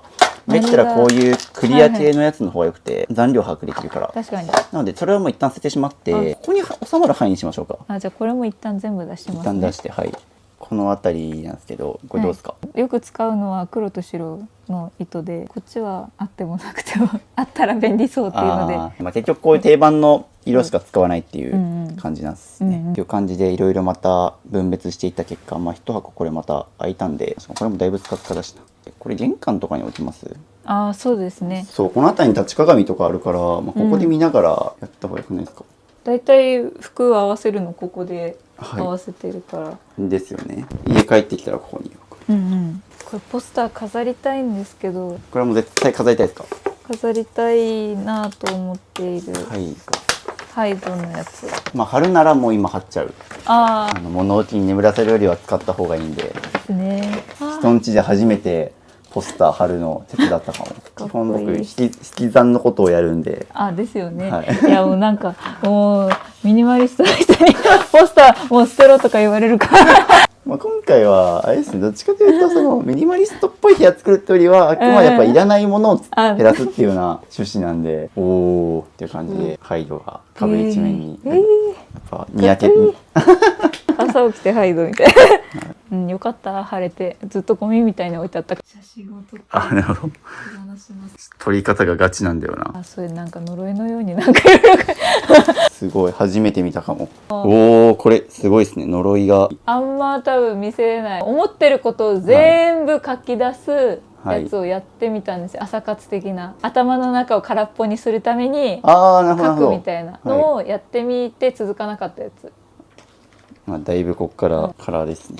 割と闇を感じましたね、はい僕いいんじゃないですか。まあ、これをモヤモヤしとくよりはね寝る前とかにこれやると睡眠の質上がるらしいですよ。頭のモヤモヤ消した状態で寝れるから朝起きたら何しようとか書いて寝ると頭のタスク消えるんで睡眠の質が上がる。何かを始めるたびにノートを買ってました。それがもったいないですね、うんとか、うん例えばおすすめはもうルーズリーフにしちゃうとか、そっか。そしたらもうねまとめれますもんね。そうそう用途も絞られないじゃないですか、うんうんでも白紙だからひたすら書くだけだし、うんなんかもう何か殴り書きしたいとか思ったら、こういうノートにするんじゃなくて、A4 用紙のコピー用紙とか、うんうん A4 サイズのコピー用紙とかルーズリーフにした方が無駄は少ないと思いますね。ああ、これも見せれないノートです。捨ててください。っていうのでいらないノート捨てまくったらもうほぼ空になりますねこれ、はいでもこれも捨てちゃいます、はいもうあるとこれ残しちゃうとまた入れちゃうんで、うんうん。いいっすね。だいぶでも上が開いた。すごい。ベッド新しくしようと思ってて、シングルを2個置きたいんですよ。うんうん。そうだから広くしたいなと思う。いや、そうっすよね。うんうんこれちょっと減らした後また場所も変えます。あちゃんと、ここはもう寝室として機能するように。もろもろ捨てまして、あそこがあんな風にまっさらに、本は半分ぐらいいらなかったし、上のやつももう9割ぐらいいらなかったっていうので、例えばお気に入りのアロマとかフレグランスと大好きなザックだけ残ったっていう。とんでもねとんでもねえっていう今出ちゃいましたけど、だいぶこんな感じで。これだと掃除機かけれないですもんね、普段。はい、一番悩んでるのがあって、こればあちゃんからもらったんですけど、あいらないどうしようって思って、いずれ形見になるかもしれないと思ってうん、でも今いらないって言ったのが本音なんですよ。そういらないうん、そのおばあちゃんの別に物がいらないからといっておばあちゃんが大事じゃないってわけじゃないと思うんですけど、写真撮るとか、その大事な人からもらったもので本当に残したいと思うんだったらね、さっきみたいな、もう忘れないようにとか、つけたよってうんね、おばあちゃん喜んでくれるんで、これでごめんね。よう思い出しましたね、あんなところ。これがだいぶ物の把握はできてるんですよ、一応何がどこにあるか。はい、これがだいぶちょっとすいません、色があ、そう、もういらない。ロンク組んで、はいネックレスとかリングとか買ったって言ったじゃないですか。ロン君で買ったんですか、ネックレスを。そう。いくらぐらい？60と30くらいを組んでロン。60万と30万。確か。おー、ネックレス、指輪。190万くらいローンして買ったやつ。そう。それどこにあるんですか今？指輪は売った。ネックレスははい一応あそこにかかった。さっきのやつ、あれ、そんな高いやつだったんだ。そう。でも、もともとそんな興味ないのに、まあ、乗せられて買っちゃったね。そんな高い色も払ってるんですか、あれ。そう。その市場が普通はいのダイヤモンドとかがついてるネックレス、指輪がいくらなのか知らないまま、そうでも初めて見たから、そんな高いやつを。だからこんなもんなのかなと思ってああ、はい。買った。特に調べずに買っそうて、合計90万円の借金が残ったっていう。そう。でもそれは完済してるんですけど。あ、完済したんですね。完済したと同時に指輪を売ったんですけど。ああ、いくらになりますそれ？ 4万。まあ、30万が4万。うん。 1割ですね、ほぼ。うんリセールバリューは最悪です。そうそう。まあ、その時お金にも困ってたし、4万すごいありがたかったんだけど。冷静に考えて、それ買ったせいでマイナス26万円損した。そう。ああ、これ貯金できたなって。リサさんはなんか結構写真撮れば捨てるタイプな気がしますね。僕いろんな家行ってきたんですけど、ダントツで写真撮ってますね。あ、そうなんですか。はい。でもそれが有効なテクニックってことなんで、いいですね。うん自分のそういう、これやると捨てやすいみたいな。なんか人形でも人によっては目隠しすれば捨てられるとか、写真撮れば捨てる。まあ、結構だから、リサさんはなんかこう罪悪感で捨てられないみたいなの割とあると思うんで、写真に撮るとか、そういう儀式をすれば捨てれる気がしますね。あ、ですね。おー、だいぶ床が見えるようになってきましたね。はい。じゃあ続いて、そこ行きます。はい。リサさんのイラストレーターの仕事、書くための道具とか。あ、そうですね。一旦全部出しましょう、また。まあ、ここは結構仕事でも使うんですけど、すごいごちゃついてるので、いらないものを探すってよりも、はいもう絶対に必要なものだけ置いていくみたいな、あ残す作業をしましょうかね。はい。インク系、ピンクは。絶対使う。まあ、マスキングテープ、すごいですね、また。これはもう絶対にいるものを今厳選して残してみたいな。ああ、そうですね。はいあ、でも一部、なんか100均とかのいらないやつとかもあるんですけど、絵描くときに使ったり一応いるかなというところで、まあ、ちょっと溢れてたりするんですけど、少し減らします。なんか別にはい。使うんだったらいいんですけど、まあ、ここに収まる範囲内にしたくて、でも若干やっぱり溢れてるんですよ。そうですね。あ、これ一個だけ残しててもいいですか？はい。あまあ、収まる範囲なら。あ、ここを1個破っちゃうと、あですね。どんどんそこからね、溢れていくんですよ、収納外から。その収納量は絶対厳守ですね。ここから例外を作って、1個、2個ってどんどん増えていくんで、なるほど今後買ったとしても、うんうんもうどれか1個手放すっていうような、減らします。これに収まったって。はい。ちなみにそれ何ですか？これどっちもテプラ可愛くて、使うならはいこっち。使う。じゃあ、機能かぶってるじゃないですか。まあ、若干デザイン違うけど、そう。やっぱ鉄則なんですけど、やっぱ機能がかぶってるものは絞るって感じで、もうこっちはじゃあいらないですね。はい。これ中学生の時から書いてるやつ。中学から。ってことは15年ぐらいそう。前の。ポットフォリオ的に残しててもいいのかどうしようかなと思って。これは、まあ、写真とか、まあ、これ動画とかでもいいかもしれないですね。あー1枚ずつ撮るというよりはこんな風にパラパラめくって。ですね。ここれはもう良さげ。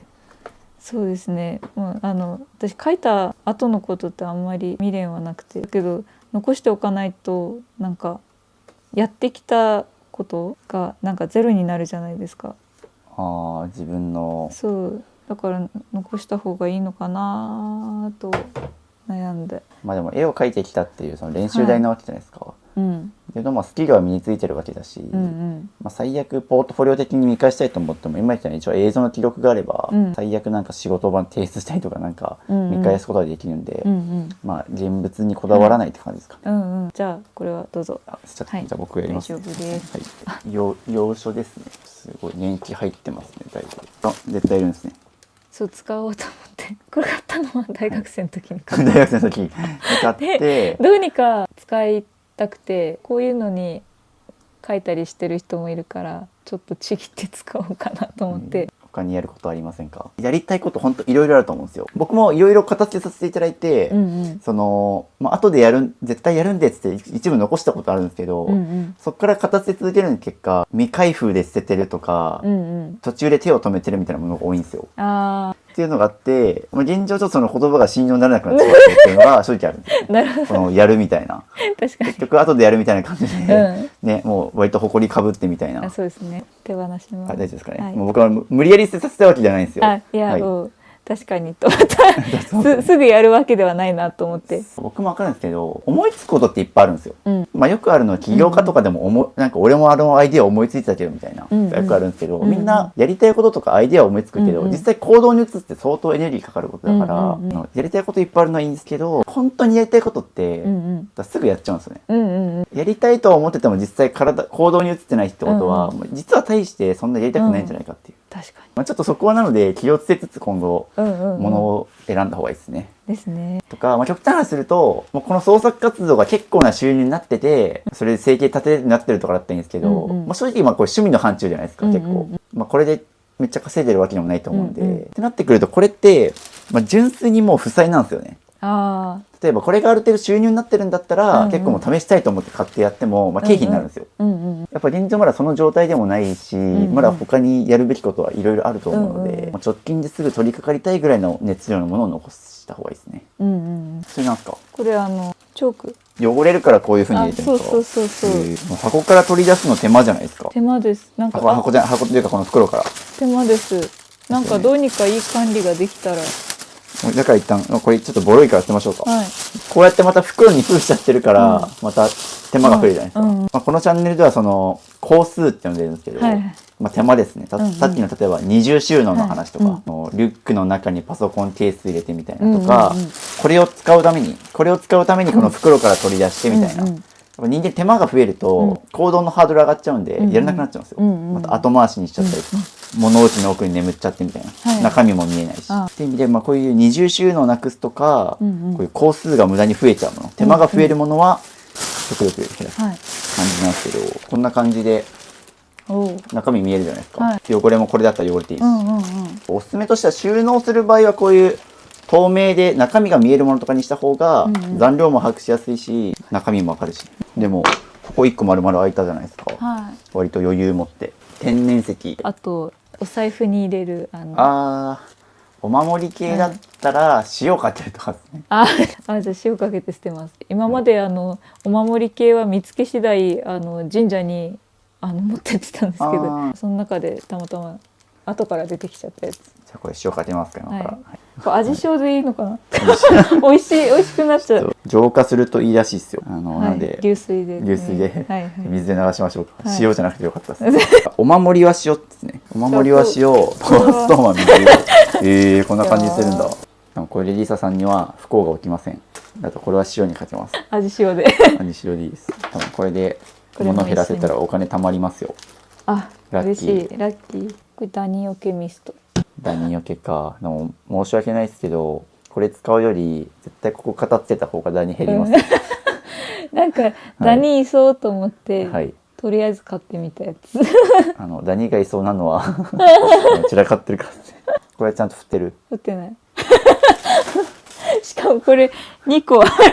あっちにもある。あっちにもある。同じ用途のやつが。それなんで2個あるんですか？目の前からいなくなったから。ないけど使いたいなと思ってまた買っちゃった、で買ったら見つかった。あですよね。うんそう物が多いとストック残量把握できないので、そう買わなくていいもの買っておきじゃないとか、はいそうそれの積み重ねで借金が今膨らんでるいやそれあると思います。いやそうなんですよ。なんか、うん金額的には本当細々したもの、そう100均とかそうまだ家にあるものを買っちゃうとか、うんで使わずに捨てるみたいな、もうさっきから結構ね100円から500円ぐらいのものをポツポツポツポツ捨てるから、合わせたら結構ね。ね万超えますよ多分。ああおーうまいクレヨンで書いたんですかいやこれは筆ペンこれアギとトそうアギトそはい、う、僕の小学生時代のこれなんだっけこれ隆起です。隆起だはいはい隆起ファイズ、はいブレイド響き、あこれ有村龍太郎。いこれはまだ使うと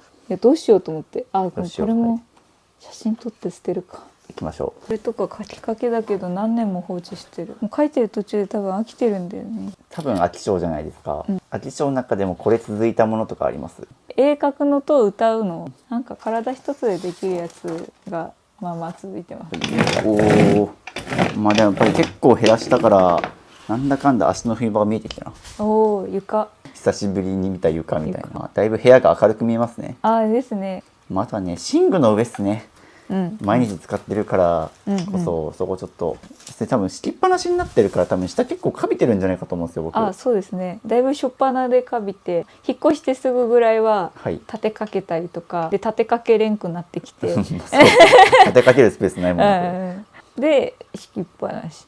なのでちょっとこれを立てかけれるスペースを作ります、はい一旦あとベッドの上も真っさらにします、はい大掃除大掃除よかった年末に。よかったですねはまあ多分今日2回目2日目ですけど、い。まあ、計もう12時間10時間ぐらいやってるんですよ。あまあ今のところクローゼットとここがまだ終わってないみたいな感じなんで多分僕3日か4日ぐらい来ないと多分終わんないですよ。リビングとかキッチン含めると寝室だけでも綺麗に年越したいでそうですね。すね。じゃあこれちょっと一旦はい移動します。移動しますね。でこれ空いたスペースにこれ置いてやばいごめんなさい相棒をちむたん。チムタンっていうんですね、はい一旦こうかなおうここをね開けとかないと絶対かけれないんですよ。一旦立てかけますか。ちょっとポスターをこっち側反対側にしときますね、はい結局剥がすまあここもちょっと広いんですよ本来広いんですよ。広い久しぶりに壁と床見たでしょ。うんうんじゃあ行きますか。はい。はいなんか出てきた。うおーまあやっぱりちょっとかびてますね、はいマットレスが。この床見たの何ヶ月ぶりぐらいですか？あそしたらもう1年もう引っ越してきてすぐこうなったみたいな。だけど多分1年ぐらいはそのままな気がします。一応来月新しくマットレスを買おうかなとお思ってますので、まあシングル2ついいですね。そうするとキングサイズになりますもんね。広くなるし、そうまあ、そのためにもここマジで減らさないと。そう入らねえみたいなうんそうそう床が見える。広い。こっから見るとミニマリストっぽい一旦これが最終形態になるように辻褄を合わせていきます。はいこれくらい余白確保しないとシングルマットレス2つは無理ですね。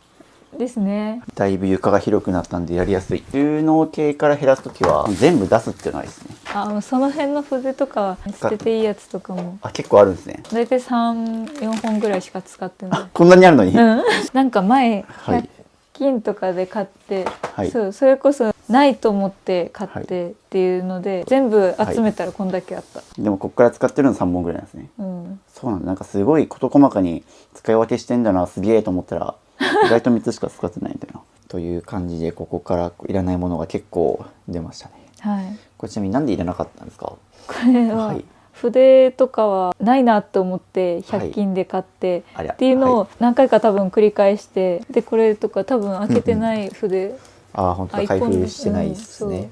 そう未使用のやつとかが結構多い。という感じでまあ、はいこの動画では絶対するときに使わなくなった理由をうん分析してほしいと。あまあ、原因分析をセットで捨てるっていう、まあ、本当これの繰り返しで自分に必要なものが分かってくるので、なんで捨てるときはいるいらないで捨てるんじゃなくてなぜ捨てることになったのかを考えるっていうのをセットにしてそのままゴミ袋に入れてもらって大丈夫です、こういう空いたスペースに好きなものを配置するの楽しいでしょあそうですね。そう何どこに置こうかな前はね置くところが限られてまなんしたからね。まあ、今後はそこに置ける範囲にしてくださいね。ですね。これが丸ごと開いて時刻17時12分朝9時からスタートして、8時間結局2日かけて8時間と6時間やって14時間かけて床が見えるようになりましたね。はい、すごい。しかもここだけ見ると福黒でミニマリスト2人組みたいな。確かに。はいっていう感じでどうなったかというと、もう床に何もない状態になって、今後ここにまたなんかマットレスをシングル2つ置きたいっていう、とにかく減らしてあっちに全部固めましたね。実はねこれなんか開くんですよね、もともと。そうそう。でも今までなんかそこにいろいろ棚があったじゃないですか、入ってここ。そのせいでここはそもそも開かなかったんですけど、っていうのであっちにゴミ袋が大量にありますけど、ここ減らしたらちょっと繋ぎようと思えば繋がるんですね。もうとにかく減らして、で空いた場所に床中散らばったものを収めたと。ね、で本も半分ぐらいに減らして、画材セットとかなんかインクとか、ペン筆とか。全部作業スペースの近くで、もう作業スペースも基本これ以外置かない。安心するので。安心するんですね。あと一番苦労したのは人形ですね。人形もともとラックに置いてたから、量だけは絶対に捨てないっていうのを決めてた上で、あそこに全部固めましたね。っていう感じで人形も画材セットも全部あそこに固められたと。あとは大好きなポスターはここに行きましたね。かっこいい、嬉しい。好きなハイドがここで、身支度、服を着替えるたびに大体ここにいるっていうので、嬉しい。寝室になりましたね。広。そうなんですよ。広いんですよ、本来、こんくらい。そう、みんなね、物減らすと目が良くなったとか言いますね。そう。部屋が奥行きも出て。なんか軽くなった気がする。心が。物も減って、精神的にも身軽になったと。っていう感じで、一旦はいい年、そうですね。寝室で綺麗に年越しできるんじゃないでしょうか。ですね。いや、本当に嬉しい。よかった。っていう感じで今日8時間片付けまして、ゴミ袋が1、2、9。9袋分ぐらい。結構頑張りましたね。いや、多分、正直言うと、僕のチャンネル史上一番捨てられない性格だと思います。実は言うと。結構捨てるけど、結構捨てるペースで言うとですね。ただそれでも結構自分なりに、それこそ、写真撮ったりとか、儀式をしたりとか、塩振ったりとか。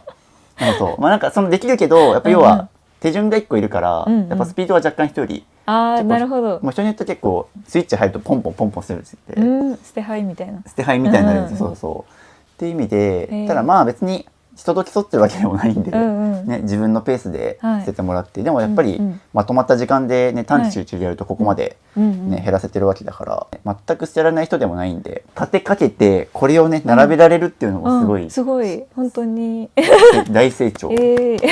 で言うと今日、2日間ちょっと片付けてみて、でちょっとねまた後日、リビングとキッチンはまた、3日目っていう形で、2日間で結構14時間くらい結構片付けたと思うんですけど、捨ててみて、気づいたこととか。失敗したのは安いからと可愛いからで、とりあえず買っちゃおうみたいなのが多かったなと思いました。ね、特に可愛いからは結構ね多かった。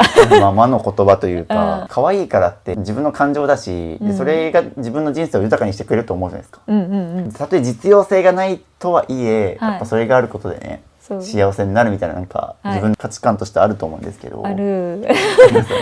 いろんなものに手出して逆にもうやってない趣味はいろいろ捨てましたけど、キャンパスアートやっぱり好きで続けてるんだなっていうのも残したものから分かりましたよね。そうですね。迷わず。そうだから可愛い人形とキャンパスアートっていうのが、今の価値観みたいな。そう、リサさんにとって今大事なものですね。っていうのはこの形を通して分かったかなと思いますね。あと旦那さんの反応は楽しみですね。そうですね。この後帰ってきてね、この広いところ逆に落ち着かないかもしれないですね。そわそわしちゃうみたいな。余白が多すぎて。という感じで2日間14時間のお片付け、お疲れ様です。ありがとうございます。あと一部の本はこんな感じでちょっともうブックオフが近いんで、ちょっと売りに行く予定です。もうすぐ絵が描けますね。確かに。前は片付けんと絵が描けないから。すぐにセットして描いて、筆とかもすぐパッと取り出せるし、これをキープしてください。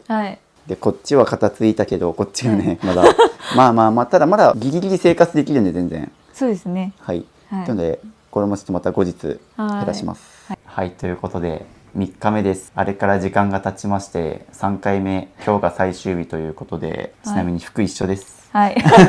てか奥行き出ましたね、部屋に。そうですね。開けられるようになって、あれマットレス増えてるってっていうか買い替えてますねちゃんと。はい、セミダブルからシングル2つにそうそうなりました。広く寝れるようになりました。シングル分けとけば一人どっか行った時は移動しやすいので。であとねちょっとパッと見て思ったのそこのソファー変わりましたね。あ、そう、これが前回ベッドとして使ってたソファーにもなるベッドだったので、そのままソファーにしました。じゃあここにあったやつをそっちに。そうで、ここにあったソファーは廃棄しました。おお、手放したんですね。はい。おお、でもすごいちゃんと僕がいない間にはい粗大ごみ出したりとか減らしてるんですね。だいぶ変わりました。はい。ここもだ。あ、ここなんか前すごい画材がいっぱいあったんですけど、なんか畳んでますねテーブル。あ、そうですね。ねこのこんなあ畳めるんだたりにそう、はいドライフラワーがはいいっぱい置いてあったんですけど、もう全部捨てました。おお、はいそうなんですよ。ここ入った瞬間にすごい広いなと感じたのはそれもありますね。っていう感じで今日はまあこっちを中心に片付けていこうと思ってます。やっぱりなんかこの辺りにちょいちょいねもう本当に生活感綿棒にコームに爪切りみたいな、あとあそこに調味料があってあご飯食べたんだなここでみたいな形跡がすごい感じ取れますね。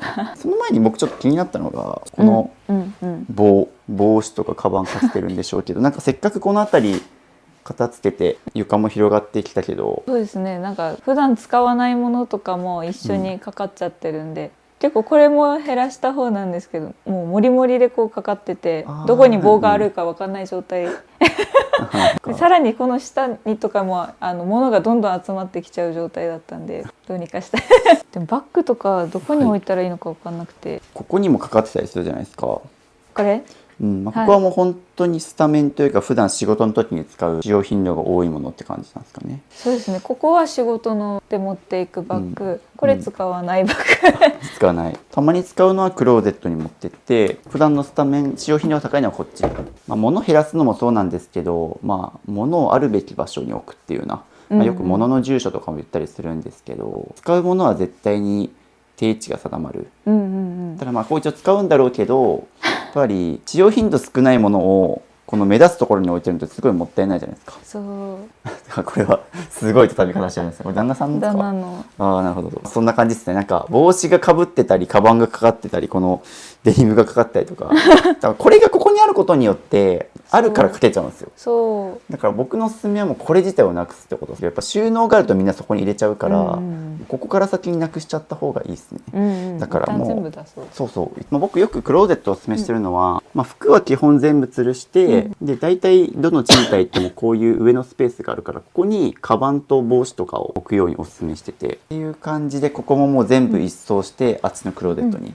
でね、結構物が多い人にありがちなのがクローゼットが2箇所3箇所散ってるみたいな、もう服はあそこっていう風に、なんか全部固めちゃった方が、衣類系はあっちにあるんだなっていうので整理もしやすくなるし、本当に使用頻度が高い毎日持っていくカバンとかは生活同然的になんかここにいい感じのものがあるから使用頻度が高いものだけここにみたいな、っていうのでもうこれはある必要ないかなと。このリビング入ってすぐのところに結構高さがあるから目立つんですよね。じゃあこれも分解しちゃいましょうか。よかった、これめっちゃ分解しやすいこれ何年ぶりっていうので分解しました。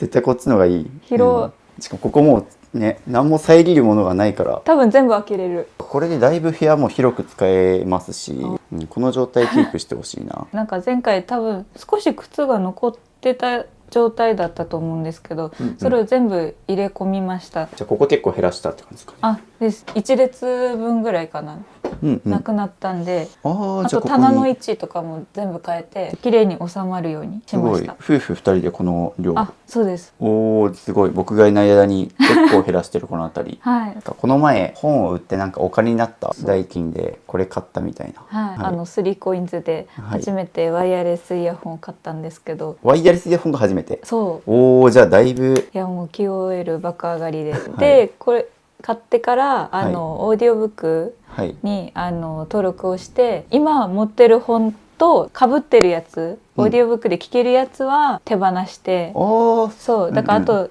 この間から数冊また減ってます。確かになんか減ってる気がする。いらない本を売ったお金で手に入れたこのワイヤレスイヤホンのおかげでオーディオブック使って小説とかを減らせたと。はい、でもめっちゃ聞けるじゃないですか。聞き放題だから本を買う欲がなくなって増えてないです。すごい。なんか僕の本も読んでくださったみたいな。あ、そう読みました。あですね、多分 Amazon オーディブルですよね。オーディブル実は僕の本手ぶらで生きると手放す練習2冊とも無料で読めるんですけど、オーディオブックがすごい合ってるって感じですよね。あ、ですね。うん寝落ちで聞いたりとか、朝準備する時も聞いたりとか、毎日使ってます。素晴らしい。そう僕もね、ワイヤレスイヤホンはマジで QOL 上がるからおすすめ。僕も基本散歩しながらとかずっと耳塞いでなんか聞いてるんで、オーディオブックとか YouTube とか。普段 YouTube も聞き流しでずっと聞いてるから、ミニマリストさんのやつとかも抵抗なくというか、置き換わった感じでずっと聞いてる。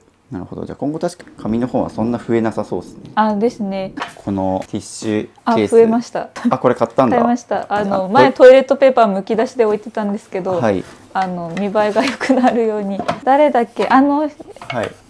人の動画に出てたやつ、はい、ありましたよね。誰だはい、これあれです、ね、トイレットペーパーをティッシュにするっていう。あ、これめっちゃいいやんと思って。ティッシュじゃなくてこれで兼用してるみたいな。あ、そうです。ティッシュないです。おお、じゃあこれでいいじゃないですか。俺、我が家もそんな感じでティッシュペーパーなくてトイレでやってるんで、そのお塩とか調味料系は台所に戻してこのテーブルも多分めっちゃ久しぶりに拭いたんだろうなっていう汚れ具合。あ、そうそう、人が来るとこれリバーシブルなんで裏返します。そう、天板が天板が、はい、多い。はあ、なるほどね。こんなのあるんだ。ご飯休憩中なんですけど、旦那さんが作ったカレーですか？あ、そうです。この家の料理人ですからね。まあ旦那さんのちょっと持ち物は今回勝手にタッチできないので、かといってちょっとこのね、3段ボックスがあるとね、多分また無限に物を置いたり増やしたりしがちなんで、ちょっとこれちっちゃめの収納にしました。なのでこれに収めていきましょう。収納量を小さく。旦那さんが帰ってきた後に整理してもらいやすいように、物を別に分類しといてあげましょう。なんで一応3段ボックスはもうここに置かない。こんな広かったの3段ボックスの間だけでだいぶ広く感じる。なんか家具戻してもあそこのごちゃごちゃがないから、圧迫感がない。すっきりしてる。次こっち行きますかね。どこからどこから減らしたらいいかわかんないって感じですよね。一つ言うと、まずここら辺服のミストもこれクローゼットに置いて服にかけた方がよくないと思っちゃうんですけど。そうですね。ここら辺に服があるわけでもないのにここにあるからそっち置きましょうか。いろんな家片付けてきたんですけど、ここまで掃除をいっぱいしたの初めてですね。片付けはだけどみたいな。物減らしたり片付ける整理整頓とかは今まで手伝ってきたけど、掃除が行き届いてないっていう感じなんでなんで多分こうやって掃除しないのもシンプルに物が多くて散らかってるからなんで、物減らして掃除しやすい部屋を作りたいですね。でもみんなやっぱ物減らすとこまめに掃除するようになったっていう人すごく多いんですけど、ミニマリストの人とかってなんか最初から掃除好きみたいなイメージ持たれがちなんですけど、逆で僕とかも掃除面倒でもう掃除ロボット置いてるくらいですけど、物減らしてから掃除とか片付けするようになったから頑張ってほしいですね、今後物減らしたら。よかった。おお久しぶりに再生したみたいなんですか？いや、使ってます。使ってるんですか？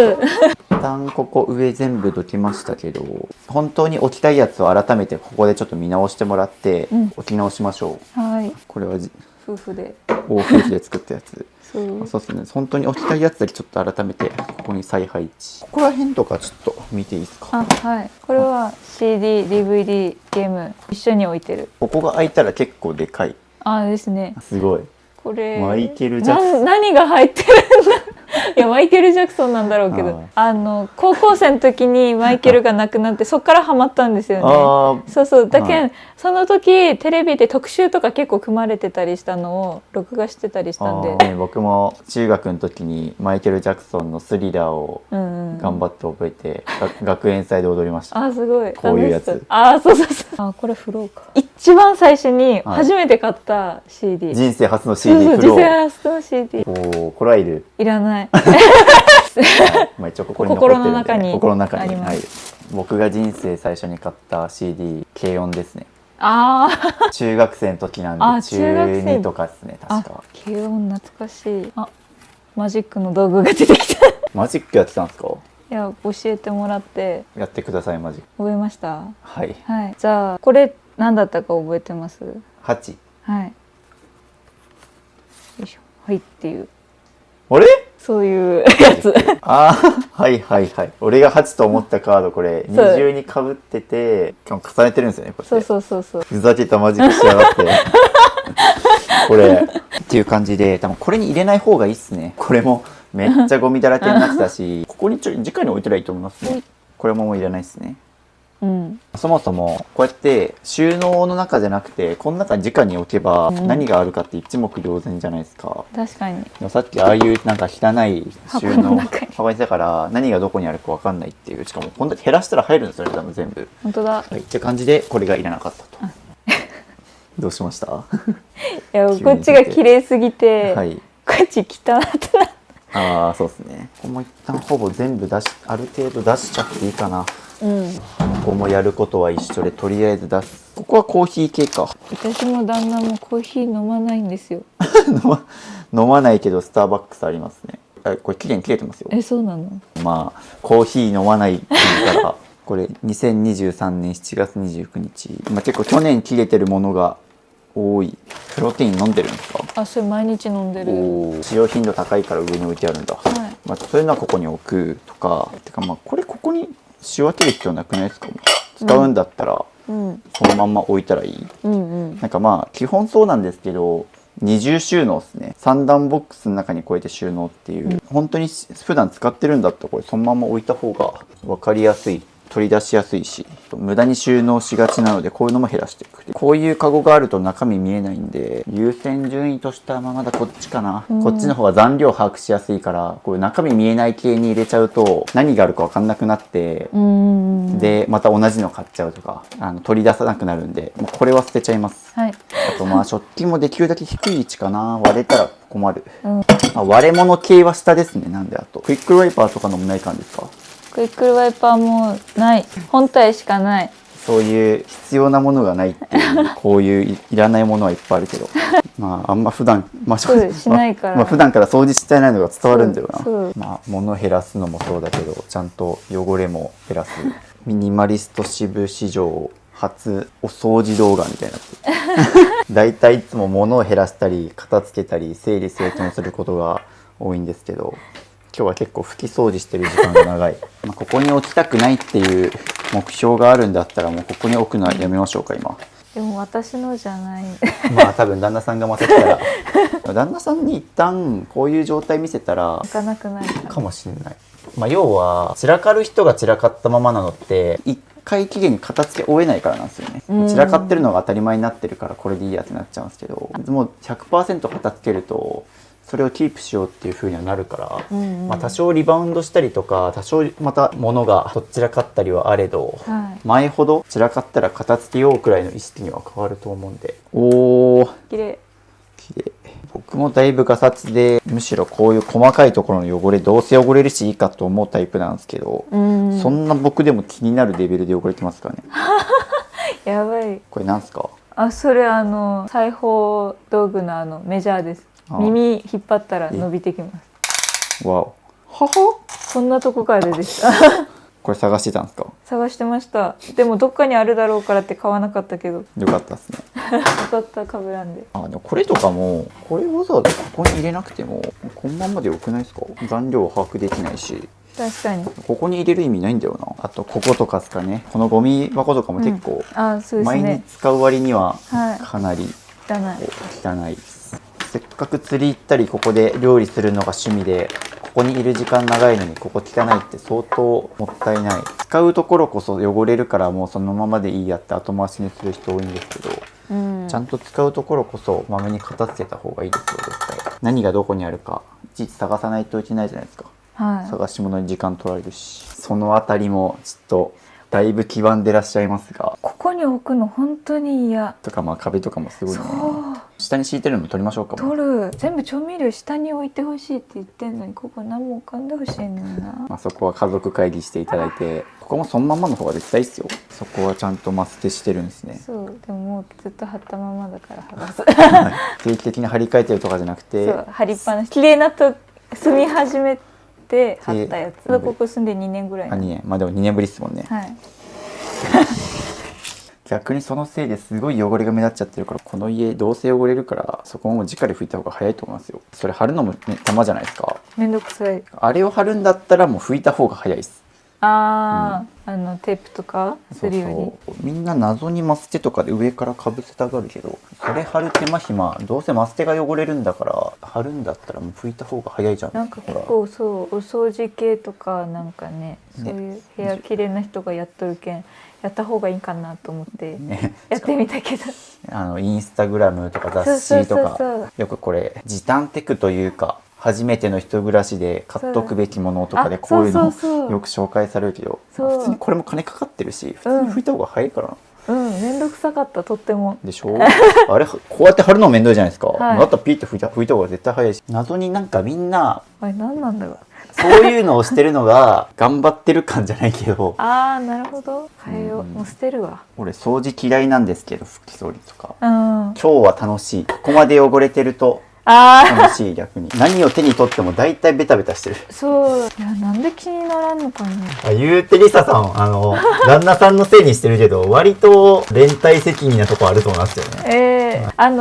る人が何でもやればいいと思ってるんで、だから気になる件私が、食事作るっていう提案をしたけど断られる。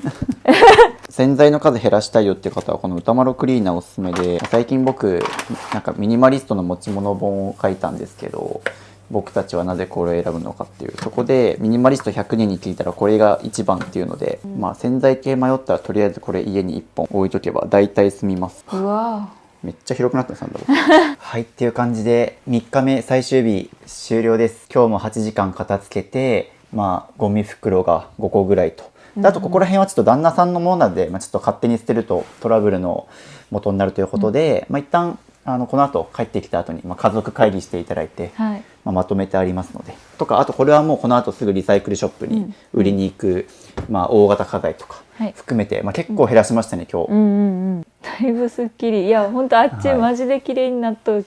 3ヶ月かな、12月から2月まで3ヶ月月1くらいで来たんですけど、ぶっちゃけダントツ過去一捨てるペース遅かったです。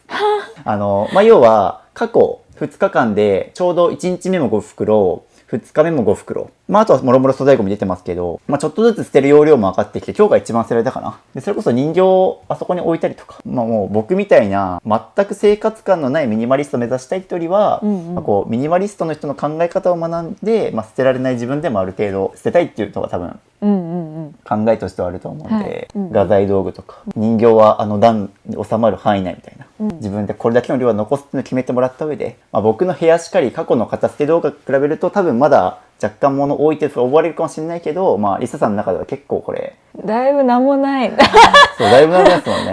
めちゃくちゃ片付いたから、素晴らしいと思いますね。性格的になかなか、捨てるのが遅い人でもやっぱりこんな感じでまとまった時間3回取るとある程度は片付けられるようになったりとか、あと僕がいない時も結構ね、個人で靴減らしてでなんかリサイクルショップ持ってっていくらになりましたとか、結構まめに僕がいない時も片付けて頑張ってくれたんで、いや本当良かったです。ありがとうございます。ありがとうございます。お疲れ様です本当によかった本当に広いっていう感じで3回にわたる片付けが終わりまして、部屋はどんな風に生まれ変わったのか、キッチンから見るとこんな感じ。まず僕この家に帰ってきた瞬間、第一印象としてここがもうすごい汚れ散らかってるイメージがそうリビング入ってすぐにキッチン、でそのキッチンがすごい汚れ散らかってたから、ここがすごいなんか僕の中ですごい負のオーラが出てるみたいな感じだったんですけど、まずここももう本当に使うケトルと、使用頻度の高いやつはそっちに入れるとか、基本的にここ結構収納広いんですよね。あと普段ここに使うやつとかも全部収めましたと。収納は基本ここと、あとこっちにちょっとした調味料類、ここもだいぶ減らしましたね。さっきゴミ袋とホイル系は上とか、なんかふりかけとかお茶系はそことか、ここもちゃんと使用用途ごとに、で割れそうな食器はそこを、毎日飲むプロテインとかは上に置いて取り出しやすい位置にとか、でここもすっごいごちゃごちゃでしたけど、ちゃんと使うはかりはもうポンって、定位置が決まりました。そう定位置決まりましたね。この辺りもめっちゃ拭き掃除しましたからね油がすごかった。そう油ぎっしゅな家だったんですけど、めちゃくちゃ掃除しました。テーピングはもうしないです。はい、はいでここですよ。ここももう何も置かないと。視界がめちゃくちゃ広がりましたけど、はい。でこっち、うわマジ広くなったな。床がマジ広い広い。狭い部屋が2つみたいなイメージだったけども、障害物をなくしたんでめちゃくちゃ床が広くなりましたね。でプライベートの空間作りたい時はこうやって閉めれば引き続きね OK と。で広く使いたい時はこうやって開けると広い。でそうですね。でマットレスもシングルサイズ2つに置き換えたんで、この家来た時一番絶望的だったのここでしたから、ね、寝室とは思えないくらいもう万年床ぐっちゃぐちゃでベッドどこみたいなそう足の踏み場ないみたいな感じだったんですけど、ちゃんとベッドメイキングがするようになりましたもんね。はい。3段ボックスをなくして、でそっちに共用のもの、あっちにあったお薬ボックスとか文房具類はこっちに、でペット用品もこっちに置いたから、動線的に近くなったから取り出しやすい、取り出しやすくなったし、上に置かなくていいと、ティッシュも置けるようにトイレットペーパーむき出しじゃなくなりました、これいいですよね。でもこれ、あとここですね。ここにもろもろ机という名の物置が大量のドライフラワーが置いてありましたけど、あったらね置くよねここでちゃんと作業できるというか、画材系と、本もだいぶ減らしましたよね。ここ本は半分になりまして、画家の人はどうしてもああいうペンキ類とかもろもろ増えちゃうんで、しょうがないですけど、にしても作業道具は基本ここにまとめられてるから、だいぶコンパクトになりました。人形はここに置ける分だけ、そうこれ以上は増やさない、っていう感じですね。広そう、この部屋本来こんな広いんですよね内見した時ぐらい広いそんな筆跡にお部屋の住人だったリサさんがここまで片付けられたのは奇跡と言っても過言ではないと思うんで、いや本当に今までで一番綺麗、人生で一番綺麗。どうですか。改めて減らしてみて、例えば、反省点とか心境の変化あればどうですか。3回減らしてみて。自分で片付けする時は全部いるものだと思い込んでるから、何減らしていいのか分かんなかったんですけど、迷ったら捨てるっていうシンプルなロジカルで、それで手放すスピードも上がったような気がします。やっぱその減らしていってほぼ未使用とか取ってたやつとかが100均で買ったありましたね。レターセットとか、そうかわいい100均のやつとかああいうのがもうほぼゴミに捨ててしまったから、今まで100均行って新しいのないかなとか、そう可愛いのないかなって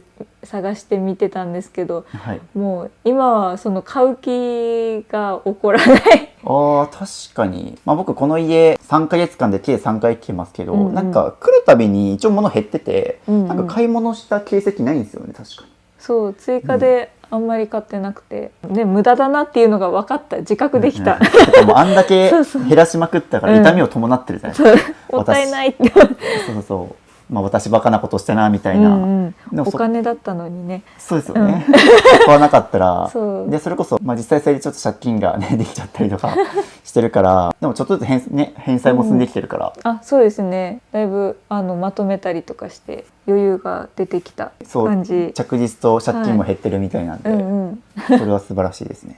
いやもう本当相談した時はやりたい方向にパワーを向けれてない状況、絵の活動をやりたいのに、部屋が汚いことによって意識が分散されるというか、やりたいことの方に向けれるエネルギーがあるので、そこはすごく良かった。お金の悩みも減ったし、しかもさっき動画には映ってなかったんですけど、なんか転職活動して電話してましたもんね。